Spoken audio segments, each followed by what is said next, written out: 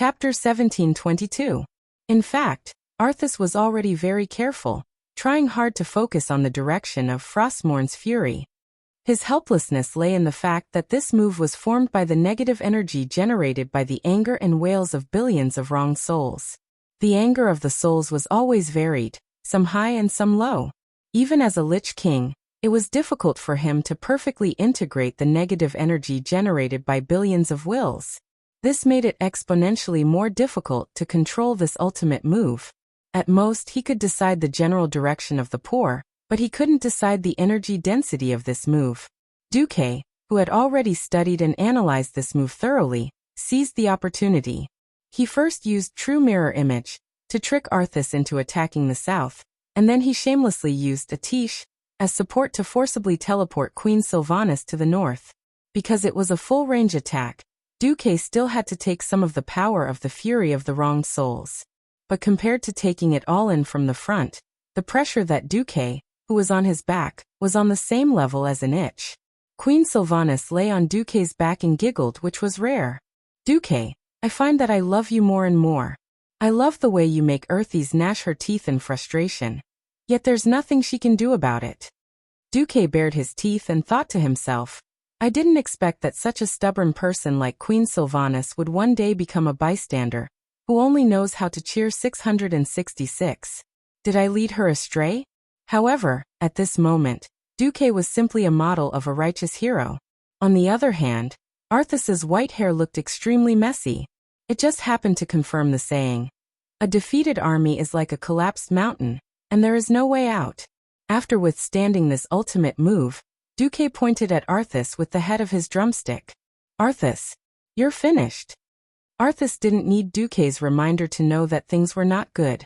With the fall of all the leaders under him, the Calamity Army, which was a towering tree, had most of its roots cut off.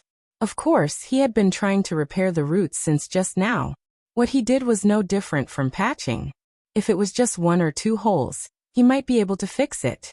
However, the Calamity Army was already a basket full of holes. How could it be mended? In his perception, the number of soldiers of the Calamity Troop was still dropping like a cliff. At this moment, the monitor above Duque's head clearly indicated that the total number of Doomsday Troop soldiers had fallen below 100,000. The hateful allied forces had all become skilled in dealing with the Undying. Not to mention the Calamity Army that had lost their unified command and only had their instincts left. Even if the Calamity Army had a commander, they would still launch tactics such as decapitation tactics or infantry cannons to advance step by step to weaken the Calamity Army. Even if he didn't want to admit it, he had to admit that there was no way to fight this battle. However, "I'm finished? No, I'm not done yet." Earthies suddenly perked up, as though she had been injected with some kind of expired chicken blood. She didn't know if it had any effect, but in any case, her aura had risen. He let out a heroic roar, his white eyes turning bloodshot because of the surging shadow energy. "As long as I kill you, I will kill you. That's right.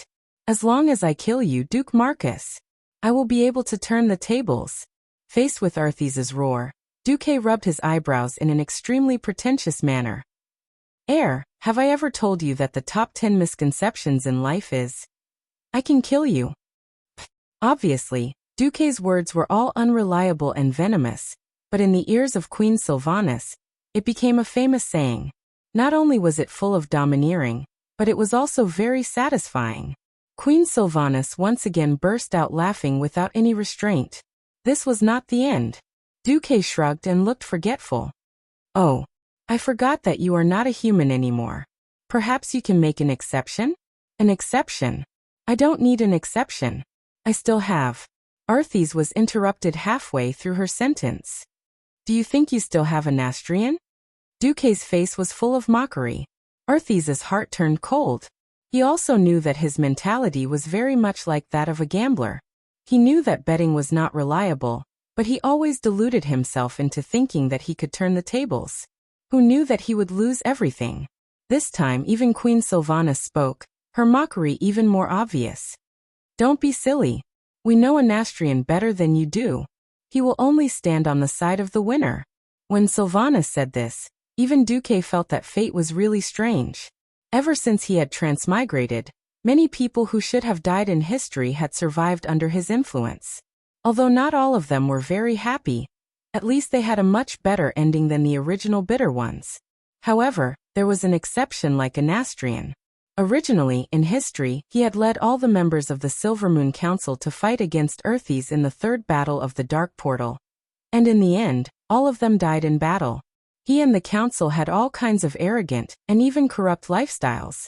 But at the last moment he did not escape, did not abandon his people, and could be considered to have fulfilled his duty and died for his country. The Sun King might not be considered a hero, but he should at least be a character with a neutral rating. However, such a character, perhaps provoked by Duque's abduction of the Windrunner family, was forcibly turned into a villain. Queen Sylvanas was right. In this life, Anastrian could voluntarily become a lich to protect himself when the Scourge army was strong, and would betray the Lich King, and become the leader of the Forgotten when the Lich King declined. He would definitely not mind betraying the Scourge army again. Moreover, this time, he had a very good excuse. At the same time, in the teleportation hall of Naxxramas, Anastrian knelt in front of the Red Dragon Queen who had broken out of the cage. Please forgive me, the sinful me. My soul was forcibly controlled by the will of the Lich King. I can't control myself. Please grant me destruction. Hurry. Otherwise, I'm afraid I can no longer control myself and will hurt you. The Alliance is the best ally of the Horde. Jaina's eyes were full of contempt. She did not believe a word of the Sun King's words. Beside her, Kale Vats was silent, but his tightly clenched fists betrayed the excitement and anger in his heart. Kale Vats was never a fool, and he instantly understood why. Because of this, he felt even more humiliated. Again. If Jaina was in charge at this moment, and she had the ability, she would definitely destroy the Sun King on the spot. Unfortunately, the person in charge here was Alexstrasza, one of the most important existences in the Alliance army, and in terms of alignment, she was definitely in the good lawful alignment. Chapter 1723. As the head of the dragon aspects that guarded planet Azeroth, Alexstrasza was particular about rules and responsibilities. Even though her expression was not much better, she still chose to accept Anastrian's surrender. It's always a good thing that you can control yourself and wake up again. But to prevent you from causing damage, I'll lock you up before I defeat the Lich King. Sinner Anastrian Sunstrider, no objections. The Sun King bowed his unusually eye-catching ice crystal head deeply.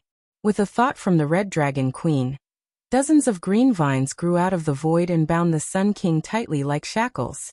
On the other side, a small teleportation door suddenly opened in the void, and a green dragon scale flew out, landed on his forehead, and stuck to it. That was Isera's dragon scale to suppress his mental strength that was likely to go berserk. Leave him to me for the time being. Isera's soft female voice came from the void. Okay. The Red Dragon Queen decided. Just as the Sun King was about to be dragged into the prison of the Emerald Dream, the Sun King was shocked to find that his son had walked in front of him. He raised his head in a daze.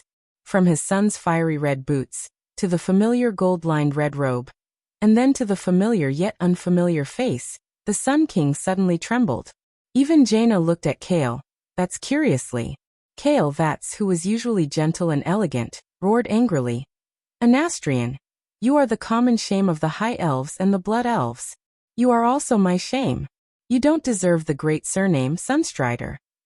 Now, in the name of the current head of the Sunstrider family, I announce that you have been stripped of the title, Sunstrider. Are you convinced? This scene made Jaina so happy that she was dancing and applauding. Relief. Too much relief. Anyone with a brain would know that Anastrian had once again become an opportunist. If the Scourge leader in the Icecrown Fortress were to kill the members of the Alliance hero group, it would snowball. No matter what, this guy would kill Jaina, Kale Vats, and the others, using more heads as a gift to the Lich King. It was a pity that the Alliance hero squad was too strong. Not only had none of them died in battle, but they had even managed to annihilate almost all of Earthies' subordinates. After failing to steal the weave, Anastrian pretended to be entangled by Isera, and surrendered when the opportunity presented itself. He was shameless, but Kale, that wasn't polite either. If it had been any other time, a Nastrian could have pretended to be the leader of the tribe and ignored Kale. It just so happened that Kale, had intercepted him at this critical juncture, which made him very uncomfortable. Now that he had been labeled as a capricious person, if he didn't tuck his tail between his legs, he wouldn't be able to cry even if Kale, killed him now. With all of his power sealed, he was now no different from the weakest skeleton soldier. His entire body was trembling, but he couldn't find any reason to retort. I was ambushed by the Lich King Arthas. And then my mind was forcibly controlled. I am your father. Before he could finish, Kael'Vats interrupted him coldly and sternly. Shut up. I, Kael'Vats, once had a father, but my father betrayed his people and his son, and despicably chose to end his own life. From that moment on, I no longer had a father. The one standing in front of me is just a despicable lich with the same name. Finally, I'll ask you one more time, if I strip you of the surname Sunstrider, are you willing? A Nastrian said the word I 3 times in a row, but he couldn't continue. The surname Sunstrider was too important. If he kept it, he might be able to use this name to tempt powerful magic elves who were at the end of their lives to be of use to him. He really couldn't bear to give it up. Kael'Vat sneered. Aha! You can't bear to? Fine. Then, in the name of the patriarch of the Sunstrider family, I'll grant you an existence who has insulted the name of the Sunstrider, complete destruction. With that, Kael'Vats really did accumulate a basin-sized fireball in his hand. Alexstrasza, who was next to him, wanted to stop him, but she just raised her hand and put it down again. She was the guardian of the rules. Since the rules did not allow her to reject the Sun King's surrender, she also had no reason to refuse Kael'Vat's execution of the family law. As long as a Nastrian was still in the Sunstrider family, Kael'Vats had the right to kill him. In the end, this was just a means to force him to leave. Seeing that the Red Dragon sister next to him had no intention of interfering, a Nastrian finally gave up. Fine. From today onwards, I'm just a Nastrian. The voice of his soul was full of coldness and unconcealable hatred. Yes, he even hated his own son. Humph. Kael'Vats flicked his sleeves and left. In the end, a sentence was cast from the fiery red back. I will inform all the leaders of the tribe of this decision as the Dalajan Kirin Torchairman. If the Sun King still had lungs to use, his lungs would have expanded rapidly, and he would have exploded on the spot. However, he could not do anything because among the back that his son had left him, there was an even more majestic and insurmountable blue back, the back of Duke Marcus. As long as Duque supported Kael'Vats, he could not do anything at all. As his whole body trembled, he was slowly submerged by the green liquid from the Emerald Dream. On the void platform of the Ice Throne, Duque received a telepathic message from Alexstrasza. Sorry, I was unexpectedly entangled by that guy. Now that it's settled, do you need help on your side? I don't think so. Besides, my people still have a grudge with Arthas to settle, Duque replied calmly. Really? Free work. The Red Dragon sister had a hidden meaning in her words. A Lich King who has lost his subordinates is like a grasshopper without legs. He won't be able to jump around for long. Hey, aren't you just thinking about snacks? I won't give you less. Of course, if it doesn't work, I'll call for help. Duque laughed. The Red Dragon sister, who had her thoughts seen through, blushed and shamelessly said, I remember. I want snacks. Different types. At least 100 types. If they're not delicious, I won't accept them. All right. Duque turned off the telepathic communication and looked at Arthas, who had a very bad expression. I think these people will be very eager to see you. Duque raised his hand and activated the space-breaking power of Atish. A few figures that Arthas was familiar with stepped out of the portal. Chapter 1724. Gavinrad Misfortune. Other than Uther, the other 4 of the 5 Silver Sages were actually half of Earthes' master. In this life, during Earthes' childhood, the 5 sages basically taught him with the strictest attitude. Only Gavinrad, the unreliable general of Stormwind, appeared strict on the surface, but secretly encouraged him to push his own maid. It could be said that Gavinrad was one of the few places that he had a safe haven in his childhood. Tyrion Fordring, another of the 5 silver sages.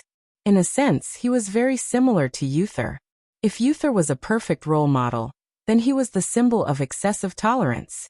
Before he disappeared with Karazhan, he was tolerant and compassionate towards many people, even opposing the enslavement of the orcs. If these two people, who were both teachers and friends, made Earthes feel uncomfortable, then the next person was the one that Earthes did not want to meet at all. Queen Kalia Menethil, the most gentle and kind sister to him. During his harsh and difficult childhood, she was the only safe haven for his soul, the one and only salvation. When faced with his father, Tyrinas, who had always treated him rudely, he did not hesitate to stab his sword into his chest. If it was Kalia standing in front of him at that time, not to mention hesitating, he was afraid that he would have knelt on the spot and begged for his sister's forgiveness. After all, the other reason he hated his father in this life was because his father forced his sister to die, who knew that his sister did not die. In order to escape his father's persecution, she faked her death with Duque's help and ran around the world. When he killed his father and master, his sister suddenly came out and announced that his self-proclaimed title of king was invalid, and she became the Queen of Lordaeron. This result at least made him lose half of the reason he had to kill his father.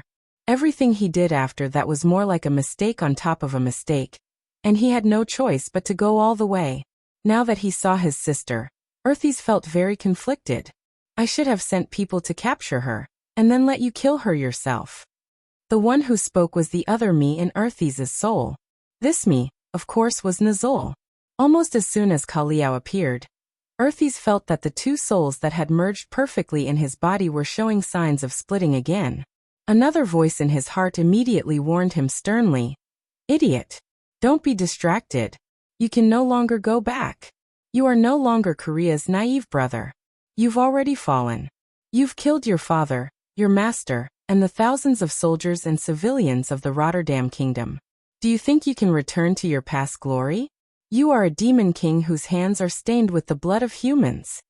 Yeah, there's no going back," Earthes told herself.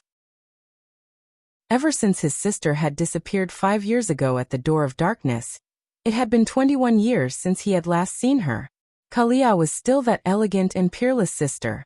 Of course, he knew that Duque had given his sister eternal life and youth. That pure beauty was forever fixed at the age of 16. The age when his sister was the most beautiful. Time and age had lost all meaning to his beloved sister. Kalia, who was wearing a priest's robe, saw Arthas take off his helmet. Looking at that familiar yet strange face, the thousands of words in her heart were all stuck in her throat. Her mouth squirmed for a long time, but she couldn't say a single word. Behind Kalia, even more Alliance heroes stepped out of the portal. Feeling the atmosphere, everyone silently stood to the side, leaving time for this noble and fateful pair of siblings. After a long time, Kalia finally raised her head. The corners of her eyes were already full of tears. "Arthas, are you doing well?" It sounded a bit nonsensical, but this was the condensation of a sister's more than 20 years of longing for her brother. It had nothing to do with identity, status, or life and death. This was the purest familial love. Inside the Lich King's body, another voice that was exactly the same as Arthas screamed, "Don't answer. You will be weak." Arthas raised his head. "I'm not doing well. Not good at all. And I think today is the day of my destruction." In just 3 short sentences, he expressed his sorrow. He poured out the entanglement, depression, and pain of a lost soul. In his body, the voice had already begun to change. It was no longer like Arthas. It began to change back to Nazul's voice. "It's over. Everything is over. Arthas, you idiot." Idiot? Maybe. If I wasn't so stupid, I might have been able to see through Nazul's plot. Perhaps I wouldn't have fallen. Perhaps today, I would be standing in front of you with a glorious identity and crusade against the Lich King, Nazul. Arthas said this openly. In the ears of the Alliance's powerhouses, it was a bit confusing. But he was confessing, and also saying it for Nazul to hear. From the beginning to the end, his fall was not voluntary. He fell into the trap set by Nazul and Kel'Thuzad. That was why he fell step by step. At this moment, Arthas seemed to see a paladin in golden armor standing beside his sister. The paladin was young and handsome. He had the same charming blonde hair as his sister, and a handsome face that was popular with thousands of girls. He was the glory of Lordaeron, the future of his motherland. Idiot. You think too much. If you don't kill Tyrrhenas, you will never be able to see the light of day. The soul that had begun to split into Nuzul sharply mocked Arthas' soul. This time, even the Alliance's heroes heard the strange voice that floated out from the Lich King's body. Tyrion and Gavin Rad, the two old men who had been active on the battlefield since World War II, recognized it immediately. Nuzul's voice. Yes, that's right. Everyone was shocked. On the other side, Arthas did not feel anything from Nuzul's words. Is that so? Maybe. Kalia moved. Unknowingly, tears had already flowed down her beautiful face like a broken dam. She slowly walked to Duque's side and nestled against Duque's chest. Hey, Arthas, it's not too late. The Alliance has now accepted the Death Knights. Not long ago, Darian Mograine and his Black Blade Knights were officially recognized as legal in the Alliance. You can. Kalia turned her head and looked at Duque. Duque, if Arthas surrenders, can you pardon him? Kalia's words caused a commotion among the Alliance's leaders. Pardon? What kind of joke was that? During the 15 years of the Dark Portal, the Scourge army had ravaged the entire Lordaeron continent, sweeping through many kingdoms including Lordaeron, Kuel Salis, Stromgard, and many others. They had killed so many kings, slaughtered millions of civilians, and dug up the ancestral graves of countless families. If Arthas, the main culprit, could be forgiven then. Chapter 1725. Without waiting for Duque to reply, Arthas suddenly shouted, Enough! Are you kidding me? I am the Lich King Arthas. Arthas, the King of Immortality who rules over this land. Kalia's delicate body suddenly stiffened. She also realized that she had gone too far. If she really insisted on initiating this motion at the throne meeting, it would only make things difficult for Duque and her sisters. She knew that she was not suited to be a queen. She was always more emotional than rational, and would not even use any imperial techniques in order to control her subjects. In a sense, Kalia, who was inclined to rule by doing nothing, was more like Lordaeron's mascot. If not for the fact that her man was Duque, that there were serious foreign enemies in the world, that the military was protected by Theon, Alexandros, and the others, and that the economic lifeline was controlled by the Marcus family, Alterac, and Kultiras, she would have been overthrown by ambitious people long ago. Arthas's firm refusal actually helped her, and also prevented Duque from being embarrassed. Duque noticed that Arthas did not even mention his surname Menethil. Once when he occupied Lordaeron, he had given himself this surname. Boo-hoo! Ooh. Kalia could not hold it in any longer, and cried loudly on Duque's chest. What are you crying for? Arthas's stern voice caused Kalia to stop crying. Do you think that you've already won? Enough with the jokes. You are facing the Lich King who has swept the entire world with his undead army. Do you really think that I am the kind of enemy that can be easily defeated by an armed parade? Changing the topic, Arthas proudly raised his head and pointed his nostrils at the crowd. Or rather, you should cherish the last of your lives. You will soon crawl at my feet and become the servants of me, the greatest existence in the world, the Lich King Arthas. Ha ha ha. He was clearly laughing wildly, but everyone felt as if he was crying. The one who was the most shocked was Kalia, because in her spiritual sea, she heard her little brother's illusory words. Sister, if I perish, you will be able to save me. Please have a child with Duque, with Menethil as their surname. Kalia almost suspected that her ears were playing tricks on her. She suddenly turned her head and saw the deep sorrow in Arthas' eyes. She finally confirmed that these were Arthas' last words. He suddenly realized that the name of the rune sword in Arthas' hand was very similar to this scene. He had fallen into depravity because of the wrong turn of fate. Amidst the fluttering frost, there stood the sorrowful figure of a king. Frostmourne. Duque hadn't said a word since Kalia came in. Although letting Kalia appear and strike a blow to Arthas' morale was the most important part of Duque's plan, for some reason, Duque still felt that he was a little despicable. Even so, if Duque could do it all over again, he would still make the same choice. Too much blood had been shed from the living. It wasn't just the sacrifices of the Allied forces, but also the logistics. Since the beginning of the Molten Core, they had fought one battle after another. Although the people didn't complain, they silently endured everything. As the supreme leader of the alliance, Duque knew very well that the alliance had already overdrawn its economy, people's livelihood, and precious resources. Everything had to be settled as soon as possible. In the face of right and wrong, the sibling relationship between Arthas and Kalia could only become a sacrifice. Since there was no turning back, he would let it enter the end as soon as possible.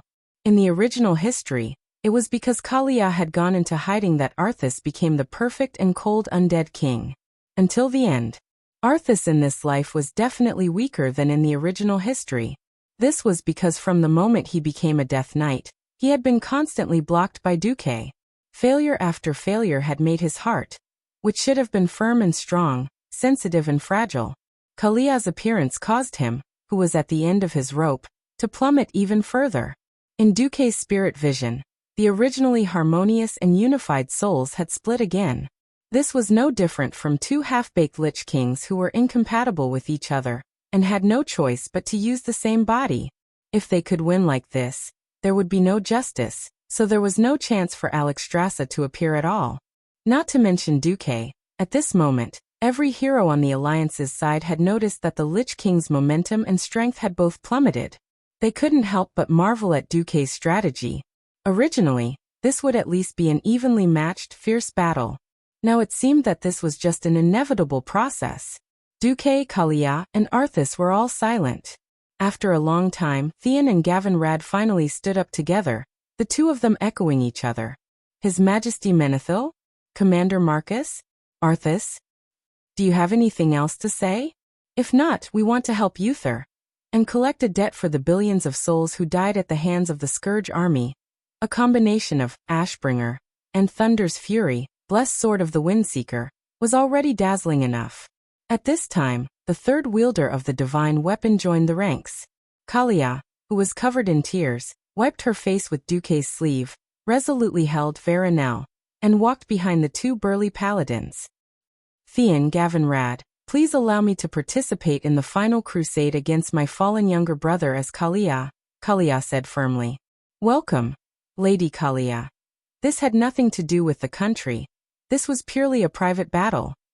Sorry to disturb you, please count us in. Servanas held Solidar, Wrath of the Stars, in his hand and walked up to Kalia's side with large strides. The radiance of the four divine weapons almost blinded Arthas's eyes. Behind Queen Say, Riadaline, Hadgeron, Lilith, and the other elves all stepped forward. Danath Trollbane stood silently beside Tyrion, a two-handed greatsword in his hand. Darian Mograine stood beside Gavin Rad. At this time, the portal opened again, and Jaina and Kale, that's rushed over and silently joined the ranks. In the end, Duque held a Tish, legendary staff of the Protector, and walked into the middle of the crowd. Arthas finally began to laugh maniacally once everyone had regained their footing. He pulled out Frostmourne and acted like a madman. Ha ha ha. Am I really that unpopular with people? So many powerful beings want to see me destroyed? Ha ha ha. Very good. Then come. Let's see if you will completely destroy me, or if I will enslave all of you. Chapter 1726. Idiot. Idiot. Brainless. In Arthas's spiritual world, Nazul's soul was cursing nonstop. Stop. If you really want to completely destroy yourself, you can continue to expand the differences between our souls. Arthas retorted calmly. Nazul did not say anything else. He used to be very afraid of death. After death, he was afraid of suffering, and he was even more afraid of having his soul completely destroyed. At this time, his weakness that reached the deepest part of his soul was undoubtedly revealed. Arthas's words had stopped him. Nazul even suspected that his choice to fuse with Arthas was the biggest mistake in itself. The souls of the two of them had almost completely opposite personalities.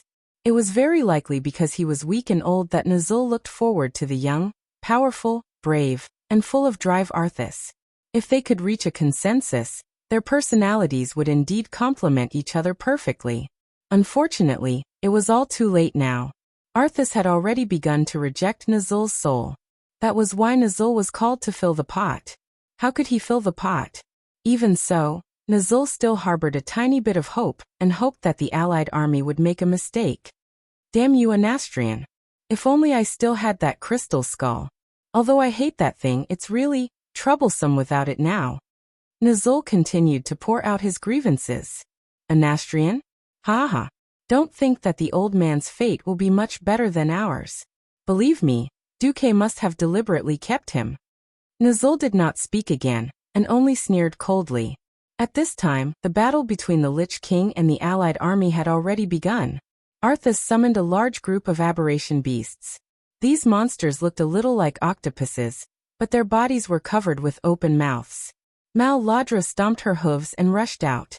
Today's main characters are not us, Mal, Arad whispered to Imriel. Her hooves would occasionally lose tendons, but she was not a fool. She waved her warhammer and smashed it on the aberration beasts. A total of 5 Wagri shadow guards flew out. These undead creatures wore Valkyrie armor and had a pair of soul wings. As soon as they appeared, they were met with a head-on attack from Tyrant and Chandris. Moonlight rays crossed the void and directly shone on their bodies. Every spot of light made them feel as if they were being burned by lasers. Under the bombardment of the divine spells of the moon goddess cast by the 2 priests, Wagri was suffering unspeakably. Arthas was also suffering unspeakably. Tyrion Fordring raised Ashbringer high and took the lead in attacking. Unlike the original history, Old Mograine did not die, and Ashbringer did not become Fallen Ashbringer. In the entire Silverhand and even the entire human world, Ashbringer now represented the Paladin's firm belief, the kind that would rather break than bend. Looking at this gigantic holy sword, everyone felt as though they were looking at a shining flag of indestructibility. The old man who had experienced the 3rd battle of the Dark Portal had witnessed this holy sword that had created countless glorious achievements. Along the way, Old Mograine had used it to break through the enemy's encirclement. Now that the sacred sword was in Theon's hands, the one and only remaining holy knight of the 1st generation was fulfilling his vow to turn his enemies into ashes. He continued to fight bloody battles, embarking on the same glorious path as his former master. It represented humanity's most beautiful soul, and praised the greatness and holiness of the holy light. The sacred sword's enemy was only evil. Evil was not eliminated, so the sacred sword had never been sheathed. If it was one-on-one, Arthas had 1,000 ways to kill Theon. With Gavinrad, who was wielding the wind sword, Arthas felt a little strained. With Servanas and a large group of people coming in for the kill, Arthas was really a little flustered. Just like the Calamity army, they always liked to win with numbers. This time, it was the human-led hero group's turn to abuse him, and they also won with numbers. There seemed to be a lot of bright lights in the deep void around them. From afar, it was very beautiful. A huge invisible hand was controlling them. It was like a brush in the long river of history, drawing a road that no one had ever seen before. Without this hand, it was likely that the world would become a dead world with only the undead. However, it was this hand that forced a civilization that should have fallen into darkness from the deep and boundless abyss, turning the world around and returning to the right path. Duque did not attack. For Arthas, he was more terrifying than any attacker. Under his spell, the void platform of the Ice Throne seemed to become a painting that shone with a mottled and mysterious light. Only the people involved knew that in this seemingly harmless light, Duque was using magic to cut off the future that should have belonged to Arthas. One by one, Duque silently cut off the energy connection between Arthas and the remaining Calamity army. With Arthas's meticulousness, he definitely would not pile all the undead in the Iceground Glacier. Only the main force of the Calamity army was here. In some desolate corner of the continent of Kalimdor and the Eastern Kingdom, there must be a large number of the undead. In the original plan, if things went wrong, Arthas could use these undead like batteries, or he could use them as the seeds of the Calamity army's comeback. What Duque was digging up now was the root of the Calamity Army. After all, Arthas was now protecting the Iceground Fortress with his domain open. Once he withdrew his domain, the Iceground Fortress would immediately be bombarded by nearly 10,000 heavy cannons. Once the Iceground Fortress was destroyed, the largest mana vein node in Northrend would inevitably be lost. In the end, Arthas would still have to kneel. From this, it could be seen how ruthless Duque's attacks were. Nazul shouted in the Sea of Consciousness, "We can't let Duque destroy our mana supply so leisurely. Come out! Broken leg! Bat hand!" Arthas roared. Suddenly, two deformed monsters rushed out of the void. The muscles on Duque's cheeks twitched. This thing was not in history. The one called Broken Leg was an undead mammoth man. The difference was that this guy actually had 16 broken elephant legs. As soon as it appeared, it immediately sent several people flying with a round of Mandarin duck chain kicks, such as Imriel. Just a little bit more and his hoof would have fallen into the void outside the platform. Duque used Magician's Hand to grab the tail of the hoof in midair and saved it. The bad hand was even more disgusting. It looked like a giant human palm with a diameter of at least 10 meters, but there was a big green eye on each knuckle. Chapter 1727. With one slap, Gavin Rad fell to the ground. I hashtag at %+. Kidney Knights had thick skin and flesh, not to mention a legendary hero. Apart from the wind sword, Gavin Rad had the best epic equipment, so he wouldn't kneel. At the last moment, he even directly activated the Holy Shield technique, but he was slapped into the snow. That was so embarrassing. Bad hand not only flattened Gavin Rad, but it also grabbed Theon with one hand. Theon gave himself a protection blessing, which allowed the target to resist the most powerful physical attacks for a short period of time. The target was basically immune to physical attacks, and during this period, the target could not attack anyone. Of course, if Arthas directly used a divine weapon like Frostmourne, it would be a different story. Not being able to use physical attacks didn't mean that he couldn't attack. Theon grabbed the hilt of his sword and stabbed Ashbringer into the ground with one hand. In the next moment, Arthas saw the dazzling divine golden flame pouring down from the sky. One curtain, two curtains, golden flames poured down like a waterfall. Spreading along the waterfall were holy flames that scorched the ground. The Alliance heroes didn't feel anything. The mutant beasts that were harder than tires squeaked as if they were being burned. It had to be said that the mutant beasts developed by the Calamity Army had terrifying defense and vitality. Ashbringer's golden flames weren't able to burn them to death, but as more paladins and priests rushed forward to finish them off, these monsters could only scream and turn into something that was either charred or sticky, dying in the end. However, Arthas seized the opportunity and charged at Duque. Riding on Invincible, Arthas arrived almost instantly on this small platform. Don't even think about going over. Two huge dwarves blocked the way. The Iron Furnace Fort had never been directly attacked by the Calamity Army, so he didn't have the nerve to fight for the position of main attacker with the other victims. This didn't mean that Magni and the Muradin brothers would abandon their duties. They roared angrily, and they were also burning with a raging battle intent. Their voices actually caused the space around them to tremble. TC. Arthas spat. There were just too many Alliance experts. After Anastrian had pledged his allegiance for the second time, Arthas found out how Duque had managed to train so many leaders of the Alliance from being ordinary heroes, all the way until they were all legendary tier heroes. Arthas held onto Invincible's reins with her left hand, and her beloved horse made an unscientific 90-degree turn as it galloped forward at high speed, dodging Magna's giant Balrog hammer. At the same time, he swung his sword. Tormented. The surging shadow power shot towards Magni in a conical shape. Even with his deity's descent state, he was not immune to this kind of high-level mystery. Originally, Magni still had the chance to add another hammer strike to stop Arthas. Arthas issued a command through her divine sense, and several tens of massive devil beasts appeared out of thin air before pouncing toward Magna. Even if the blazing flaming devil hammer was right in front of them, they would not stop. This scene was extremely heroic. These failed experiments in the laboratory, these deformed creatures born in the darkness, were like moths flying towards the raging flames of the flaming devil, and were turned into ashes in the blink of an eye, just because of an order from their master, Earthes. Even if they knew they were cannon fodder, even if they could only stop Magni for less than a second, they would risk their lives to stop Magni. An instant was enough for an opportunity. After bypassing Magni, there were no more obstacles between Earthes and Duque.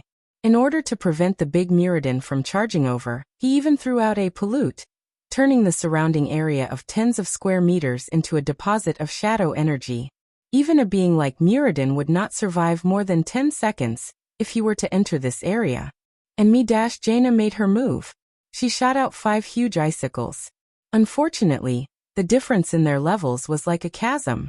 Almost at the instant the icicles were shot out, her control over the icicles was seized by Earthes. Those icicles disintegrated in midair, opening up a path for Earthes's charge. She was clearly less than 10 meters away. At this moment, an ice dragon suddenly appeared out of thin air, materializing. Although it only stretched out half of its body, the target of its huge dragon claw was undoubtedly Earthes, not Duque, because its name was Saffron, the second-to-last boss that had once guarded Naxxramas, and now Duque's frost elemental emissary. Traitor! Earthes raised Frostmourne, roared, and slashed at the dragon claw that stretched out.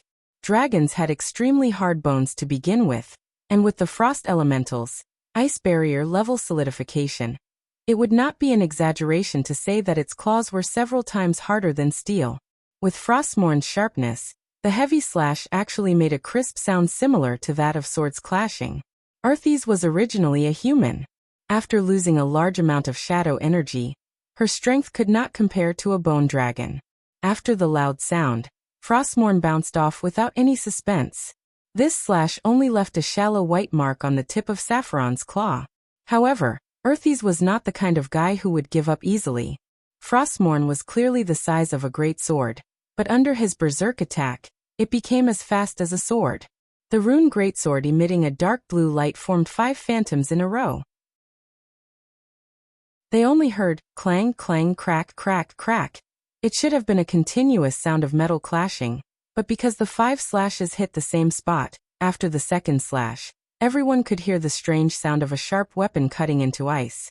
Unexpectedly, Earthes completely turned Saffron's claw into an existence like ice, and then completely cut it off.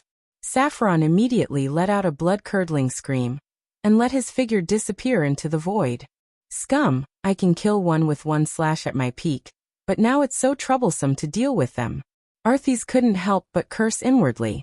Then you still have the nerve to split with me? Nazul cursed back at Earthes. Earthes froze for a moment, but in the end he did not refute. To him, time was already of the essence. If he could not defeat Duque, he could forget about winning.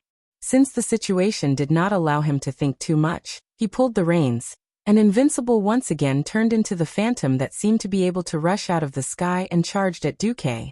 This time he did not dare to hold back, and directly slashed at Duque with his final ultimate move, Soul Harvest.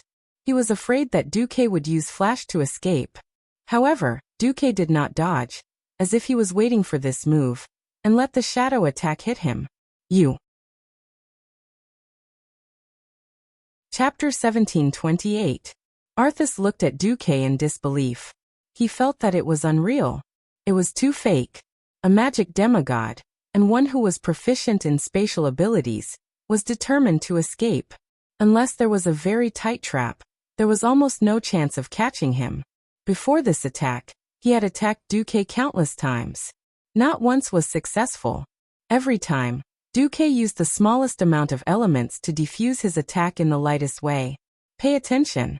This was when his soul had not split again, and his state was relatively complete and strong. Now because of the split of his soul, his strength was actually greatly weakened. He could still have this performance because he was drawing a large amount of magic power stored in the Ice Throne. Even so, the amount of magic power input and output per unit time had been greatly reduced. In this state, it was extremely difficult for him to hit Duque. Arthas had already thought of how to use a series of moves to force Duque into a desperate situation, and finally use Soul Harvest to end it. But Duque was now directly hit. There was only one explanation. Duque saw through the true nature of his move and took the initiative to hit it. How is this possible? In the spiritual sea, Arthas still let out a cry of disbelief. Who cares if it's possible or not? This is our only chance. Nazul said fiercely. As the name implied, soul harvest was to harvest the opponent's soul. Then where did the soul go? Naturally, it was stored in Frostmourne. If Duque was outside and endlessly extracted magic power from the weave to replenish it, it would have been a huge battle of attrition. As Duque dismantled Arthas's magic power connection, it became Duque using unlimited magic power to consume the limited magic power of the Ice Throne. No matter how much magic power was stored in the Ice Throne, it could not withstand the joint attack of Duque and the entire army outside. This kind of all-around consumption, Arthas would at most last half an hour before his magic power would be exhausted. He had to give it his all. Only by capturing Duque into Frostmourne could he completely isolate Duque's magic power connection with the outside world.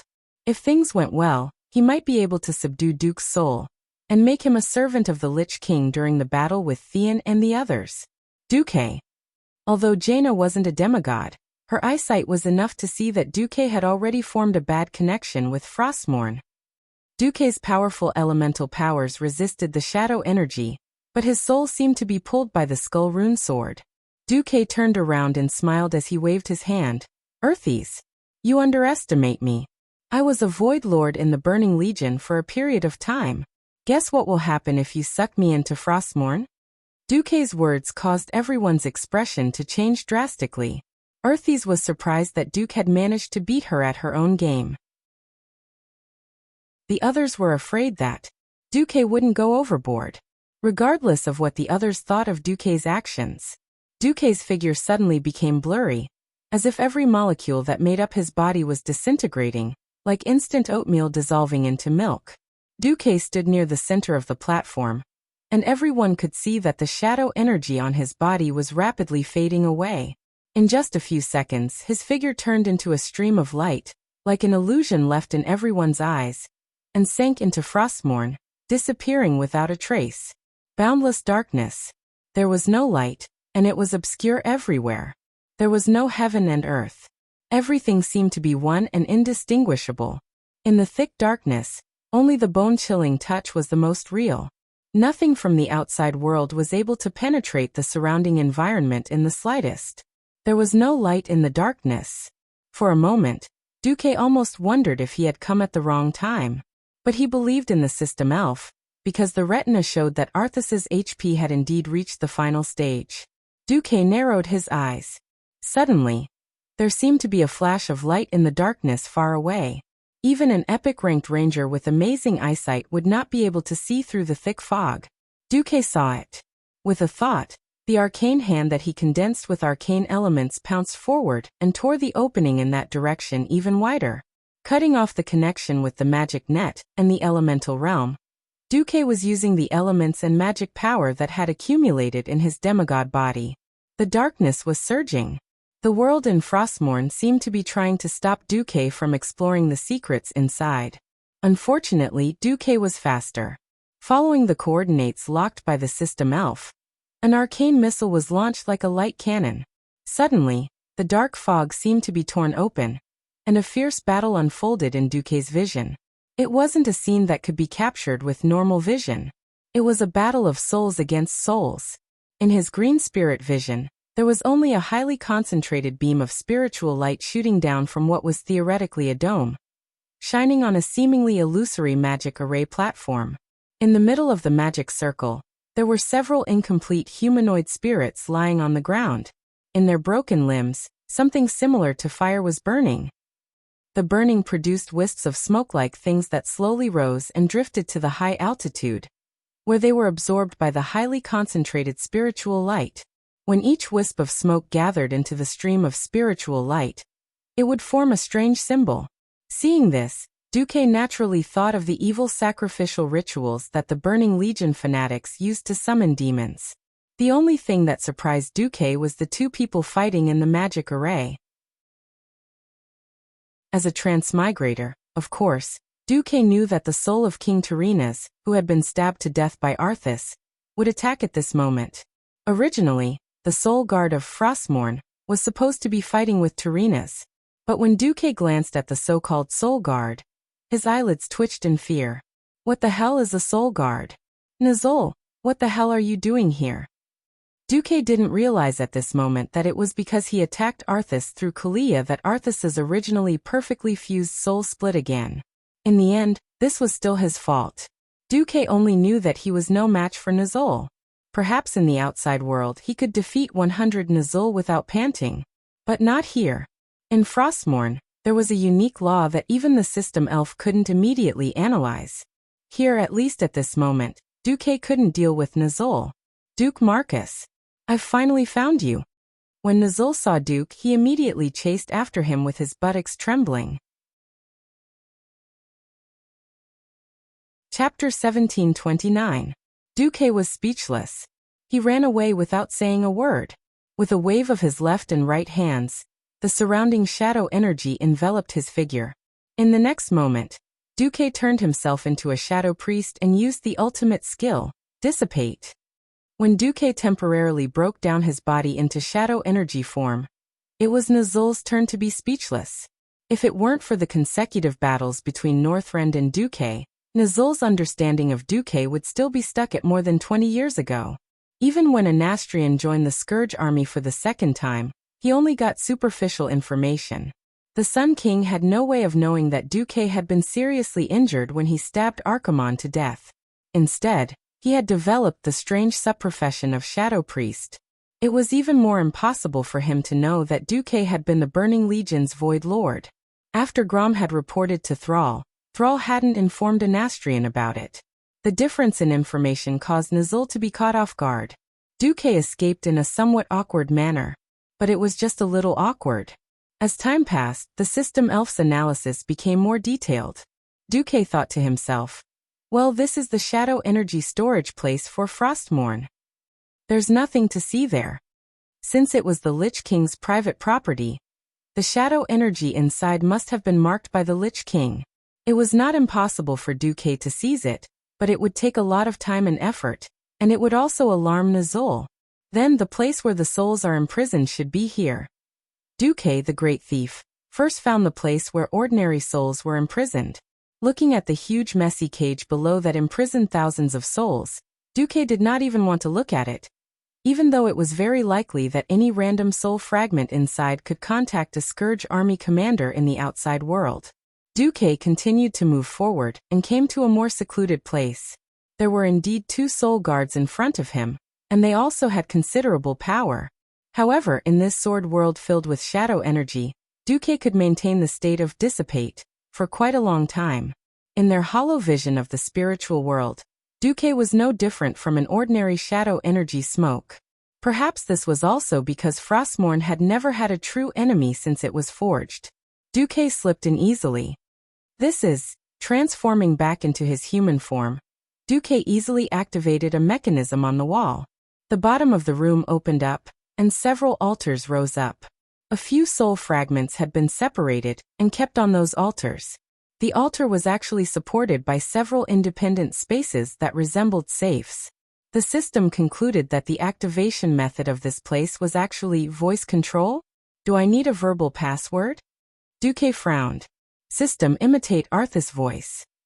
In the next moment, Duque opened his mouth again. Duque started trying random passwords. Frostmourne. Arthas Menethil? Lich King. After Duque tried 7 or 8 times, he had an idea. Sister. Kalia? Immediately, the altars reacted. Several altars began to move on their own, and pieced together. When the independent spaces merged, the soul fragments inside also began to fuse. When these fragments finally completely fused together, they suddenly squirmed as if they were alive. They went against the flow and grew in the air. In the end, they actually formed a black soul skull. It's actually his soul. It had to be said that Duque had a very unexpected harvest. Duque raised his hand and gently used the Void Duke's technique to collect the large soul fragment into his hand. Then he activated Dissipate again and left the room. Duque continued to look for a way to break Frostmourne from the inside. Just defeating Nazul did not seem to be enough. However, the flow of time in the sword was obviously different from the outside world. The system estimated that it was about a quarter of the flow of time in the outside world. Finally, after a few turns, Duque came to the top of Frostmourne, where the hilt should be. In front of Duque was the soul of a man with a confused appearance. His eyes were closed, as if he was sleeping. But Duque knew that this soul should be trapped in a perpetual cycle of dreams. Only the extremely weak and slowly flickering soul fire in his chest proved that this soul had not been completely annihilated, and was not an empty shell that only had the appearance of a facade. Duque did not know who this soul was, but he felt an inexplicable sense of familiarity. Duque was sure that he should have seen this person before. But here's the question. Who is this existence that Earthes has trapped, nurtured, and even refused to destroy? Earthes' soul? At the same time, the fierce battle in the outside world had reached the most critical juncture. When Arthas once again activated Frostmourne's wrath, almost everyone outside was injured. Fortunately, the soul power reserve in Frostmourne had long since fallen below the warning line, so the power of wrath was greatly reduced this time. The three big men, Magni, Gavinrad, and Tyrion, were all at the forefront, and the two paladins had activated their invincibility and forced their way through with holy light. Arthas, do you remember your father, Tyrinas? Tyrion roared as he slashed Ashbringer. Yes. I stabbed him to death with my sword. Arthas laughed maniacally as if he had given up on himself. He used Frostmourne to clash with Tyrion's sword, forcing Tyrion to retreat. Do you still remember Uther? Gavinrad pounced and fought with Arthas again. When Arthas blocked Queen Sylvanel's arrow and Magni's hammer, Kalia blasted her hammer at Arthas from afar. Valinal's holy golden light blasted Frostmourne. After this, the famous Frostmourne was no longer intact. At this moment, everyone heard a sudden metallic hum. This was the sorrowful cry of the demonic sword. The golden light spun as if it was going to drill into the blade. Frostmourne's blade suddenly caved in, and a beam of golden light of different hues shot out from it. The two different hues of golden light blended together and flowed into the patterns on the rune sword. The entire sword began to shine. This was not the blue and white evil light that Frostmourne had always emitted. This was holy light that was the complete opposite of evil. Unable to control the demonic sword in his hand, Arthas watched his demonic sword float in the air with the blade facing down, hovering in the middle of the ice platform. Impossible. Arthas was completely stunned.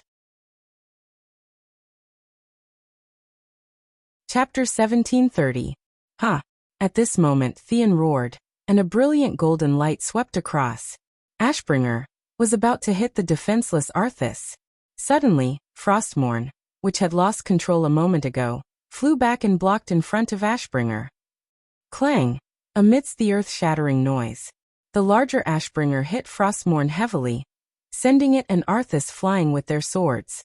Like a cannonball fired from an old-fashioned cannon, Arthas fell heavily to the ground, and then bounced high on the ice platform. She rolled 7 or 8 times in a row before finally stopping. Everyone was stunned, not because of the tragic situation of the Lich King Arthas, but because Frostmourne shattered. Clang! The blade was still surrounded by blue and black light. The evil runes cast on the blade, the fierce and lifelike skeleton blade. Every part represented the supreme status of the Lich King. However, in the instant that time froze, they all crumbled like butterflies in a storm. In this life, because of Duque's obstruction, Frostmourne's battle record was not so shocking. If it was the original history, the heroes and legendary monsters that died under Frostmourne could be written into a chronicle. Black Dragon Cernox, Blue Dragon Saffron, Kel'Thuzad, Tyrinas, Gavinrad Uther, Sylvanas, Anastrian Sunstrider, Orc Sword Saint Jabelsos, Antonidas, Lordaeron Scourge Resistance Organization Justice Guard Leader Margolos, Lordaeron Scourge Resistance Organization Circle of Holy Light Leader Halak, Lordaeron Resistance Organization Extreme Force Leader Daglin, Edronarab Arachne Queen Nissa Asri, Bronzebeard Dwarf Bergen Firebeard Leader of the surviving members of Mirrodin Northrend Expedition, Draenor Seraphar, Valdemar of the Wagri clan, Not to mention, Arthas had defeated Illidan, Kael, that's Dreadlord Mal'Ganis, and the current leader of the Black Edge Knights, Darien. Just look at this shocking list of names. Even with Duque changing fate, more than half of the kings and peerless experts still fell under Frostmourn's sword. Although the strength of Lich King Arthas was not necessarily stronger than Thun and the other ancient gods, Arthas's battle record was more direct and more terrifying. It was this runic demonic sword that had killed countless experts and had a glorious battle record. However, at this moment, it was finally destroyed by a group of experts with god artifacts. No, Frostmourne shattered, and Arthas could clearly feel the magic power in her body plummeting like a river. He still didn't give up. He stretched out his hand in the direction of Kalia. Be careful. Gavinrad raised a gust of wind with his wind sword and swept Arthas up. In midair, Sylvanas used Solidar to fire a lightning arrow at Arthas' throat. Unexpectedly, the arrow successfully pierced through Arthas' neck. No one would lower their guard against a king who stood at the pinnacle of the Undying Realm. Both Tyrion and Magni arrived. Firelord's hand smashed into the back of Arthas' black armor. The dark black armor of the Lich King began to disintegrate with the shoulder blade as the center. Ahead, Tyrion's Ashbringer had indeed struck Arthas' left shoulder, and a huge wound extended from the left shoulder through the chest all the way to the lower right side of the abdomen. Holy golden light then violently invaded the Lich King's body. Just as Tyrion was about to kill and cut off Arthas' head on the ground, he suddenly found that the holy hammer, Valinor, had unknowingly appeared in front of him. The current queen of Lordaeron, Kalia, Arthas' sister, gently raised her hand and said 2 words, "Enough." No. Be careful. Tyrion was very worried. Because he was so nervous he even stuttered. "It's over." An old voice that was strangely familiar to many people came from the void. In the next instant, 2 illusory figures, one silver and one gold, rose from the magic sword shards. Seeing the appearance of these 2 specters, almost everyone subconsciously stopped. No way. Gavinrad's mouth was as wide as it could be, so wide that a big apple could be stuffed in. Impossible. Tyrion, who had always been strong-willed and would not easily back down at any time, could not believe his eyes at all. The figure with the illusory golden crown had long white hair, and he wore a white robe with complicated patterns, showing the dignity of the owner of the robe when he was alive. The other figure was wearing a golden helmet and golden armor, which was typical of the standard armor of the Silver Hand Knights 10 years ago. Their identities were naturally the former king of Lordaeron, Tyrinas, and the head of the 5 Silver Saints, Uther. Everyone fell into a complete state of shock. No one thought that after Arthas killed his father and master, he would actually imprison their souls in Frostmourne. Their souls had not been corrupted, nor had they been completely destroyed. Perhaps this was Arthas' last trace of kindness, or some other reason. Perhaps it was too difficult to find out. At this time, Duque's figure came out from the magic sword shards. "Duque, are you all right?" Jaina and the other girls asked frantically. Duque shook his head. "I'm fine. Next, it's the Menethil royal family's matter." Everyone tacitly stepped back, leaving the space in the middle for Arthas, Kalia, and Tyrinas. The dark energy in Arthas's body had already receded like the tide. Without the support of the dark energy, all of Arthas's organs were rapidly deteriorating. Arthas seemed to want to struggle, but in the end he could not even move his waist. He had already lost the feeling of his lower body, and could only raise his hands in the air in a somewhat ridiculous manner, as if he was trying to grab something. A gentle and slender hand held his right hand, while a spiritual hand held his other hand. Arthas asked in a trembling voice, "Father, sister, everything is over?" Kalia used her other hand to gently caress that familiar yet cold face.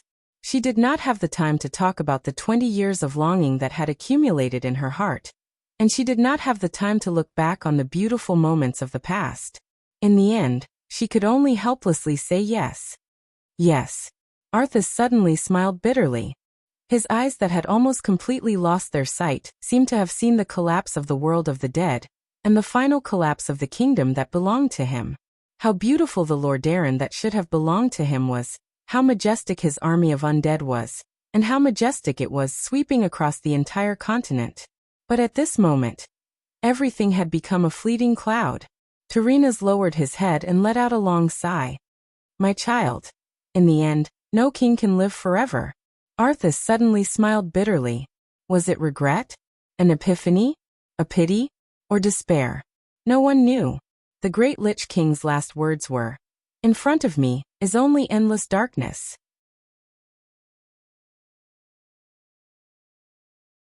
Chapter 1731. Anyone with the slightest elemental sensitivity could sense that the remaining shadow power was rapidly dissipating from Arthas' body. In a sense, the demon sword Frostmourne was the true form of the Lich King. When the runic sword was destroyed, all the power belonging to the Lich King naturally dissipated. Watching Arthas die in the truest sense of the word, everyone present felt a sense of loss and a strange emptiness in their hearts for some reason. Even though a heinous evil sect leader had died, they felt as though they had lost a hero. Arthas' last sentence seemed to be telling everyone that he regretted what he had done in the past, and had given up on the pursuit of reincarnation. In Azeroth, a person could become a vengeful spirit after death, and be bound to a certain place like a earthbound spirit.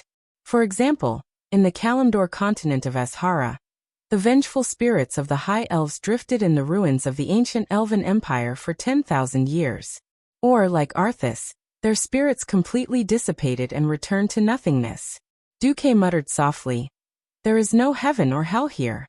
We can only rely on ourselves." Yes.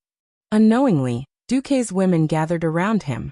Not only Alicia, Jaina, and Tyrande, but even Sylvanas, who had become more independent after becoming the Blood Elf Queen, came over and gently tugged on Duque's sleeve. A cold whistling sound came from the sky. No one noticed that with the destruction of Arthas' soul, the Ice Throne had once again become a part of the Ice Crown Fortress, and was no longer a floating platform in the void.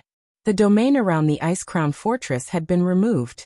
Faced with the fortress suddenly exposed within the range of the cannons, Bulang almost wanted to order the entire army to open fire on the spot. "Everyone, don't open fire. The Lich King Arthas has been defeated by the Alliance of Heroes. I repeat." Duque's voice was transmitted through all the communication networks of the Alliance. "Long live. We've won. Oh, wait a minute. Why are those damned bones still attacking us?" Discordant voices suddenly came from the communication networks. The ownerless undead that had been blindly wandering around the Ice Crown Fortress suddenly seemed to have entered a berserk state as they attacked the allied army crazily. If that was all, it would have been fine. What was even more terrifying was that even the skeletons of the Calamity soldiers that had been destroyed once on the ground began to assemble themselves again, turning into various deformed skeletal demons that attacked the coalition army. This time, the allied forces were really caught off guard. Fortunately, they had received strict training. For example, if the rear was ambushed, they should form a small defensive formation on the spot to cover each other, and ensure that the team remained intact. If there was a problem with the Iceground Glacier, it was still within the realm of possibility. What made Duque and the leaders of the Alliance change their expressions was the report of an attack on their homeland in the Magic Communication Channel. Report. This was Eagle Nest Mountain. Damn it. So many troll skeleton soldiers. Heavens, those bones are attacking all living things, including Wildhammer dwarves and living trolls. This is the Holy Light Chapel. We were ambushed. Those damned bones are actually hiding at the bottom of the lake. This is the Satin Farm in the Western Wilderness. Damn it. I saw Joshua's grandfather who had been dead for 30 years. Damn it. He's too strong. Are these elite skeletons? Every leader of the Alliance looked at each other. Although it was Kel Thuzad who controlled the flying fortress Naxxramas to wreak havoc in the Eastern Kingdom during the Third Battle of the Dark Portal, no one knew that the Calamity Army had so many backup plans. Magni said to Duque anxiously, "We need to go back and take charge of the situation immediately." "No. We have more important things to do."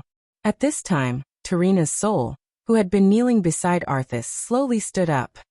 "I have been trapped in Frostmourne for more than 10 years. In these days, I know more about the dark side of this world than any of you."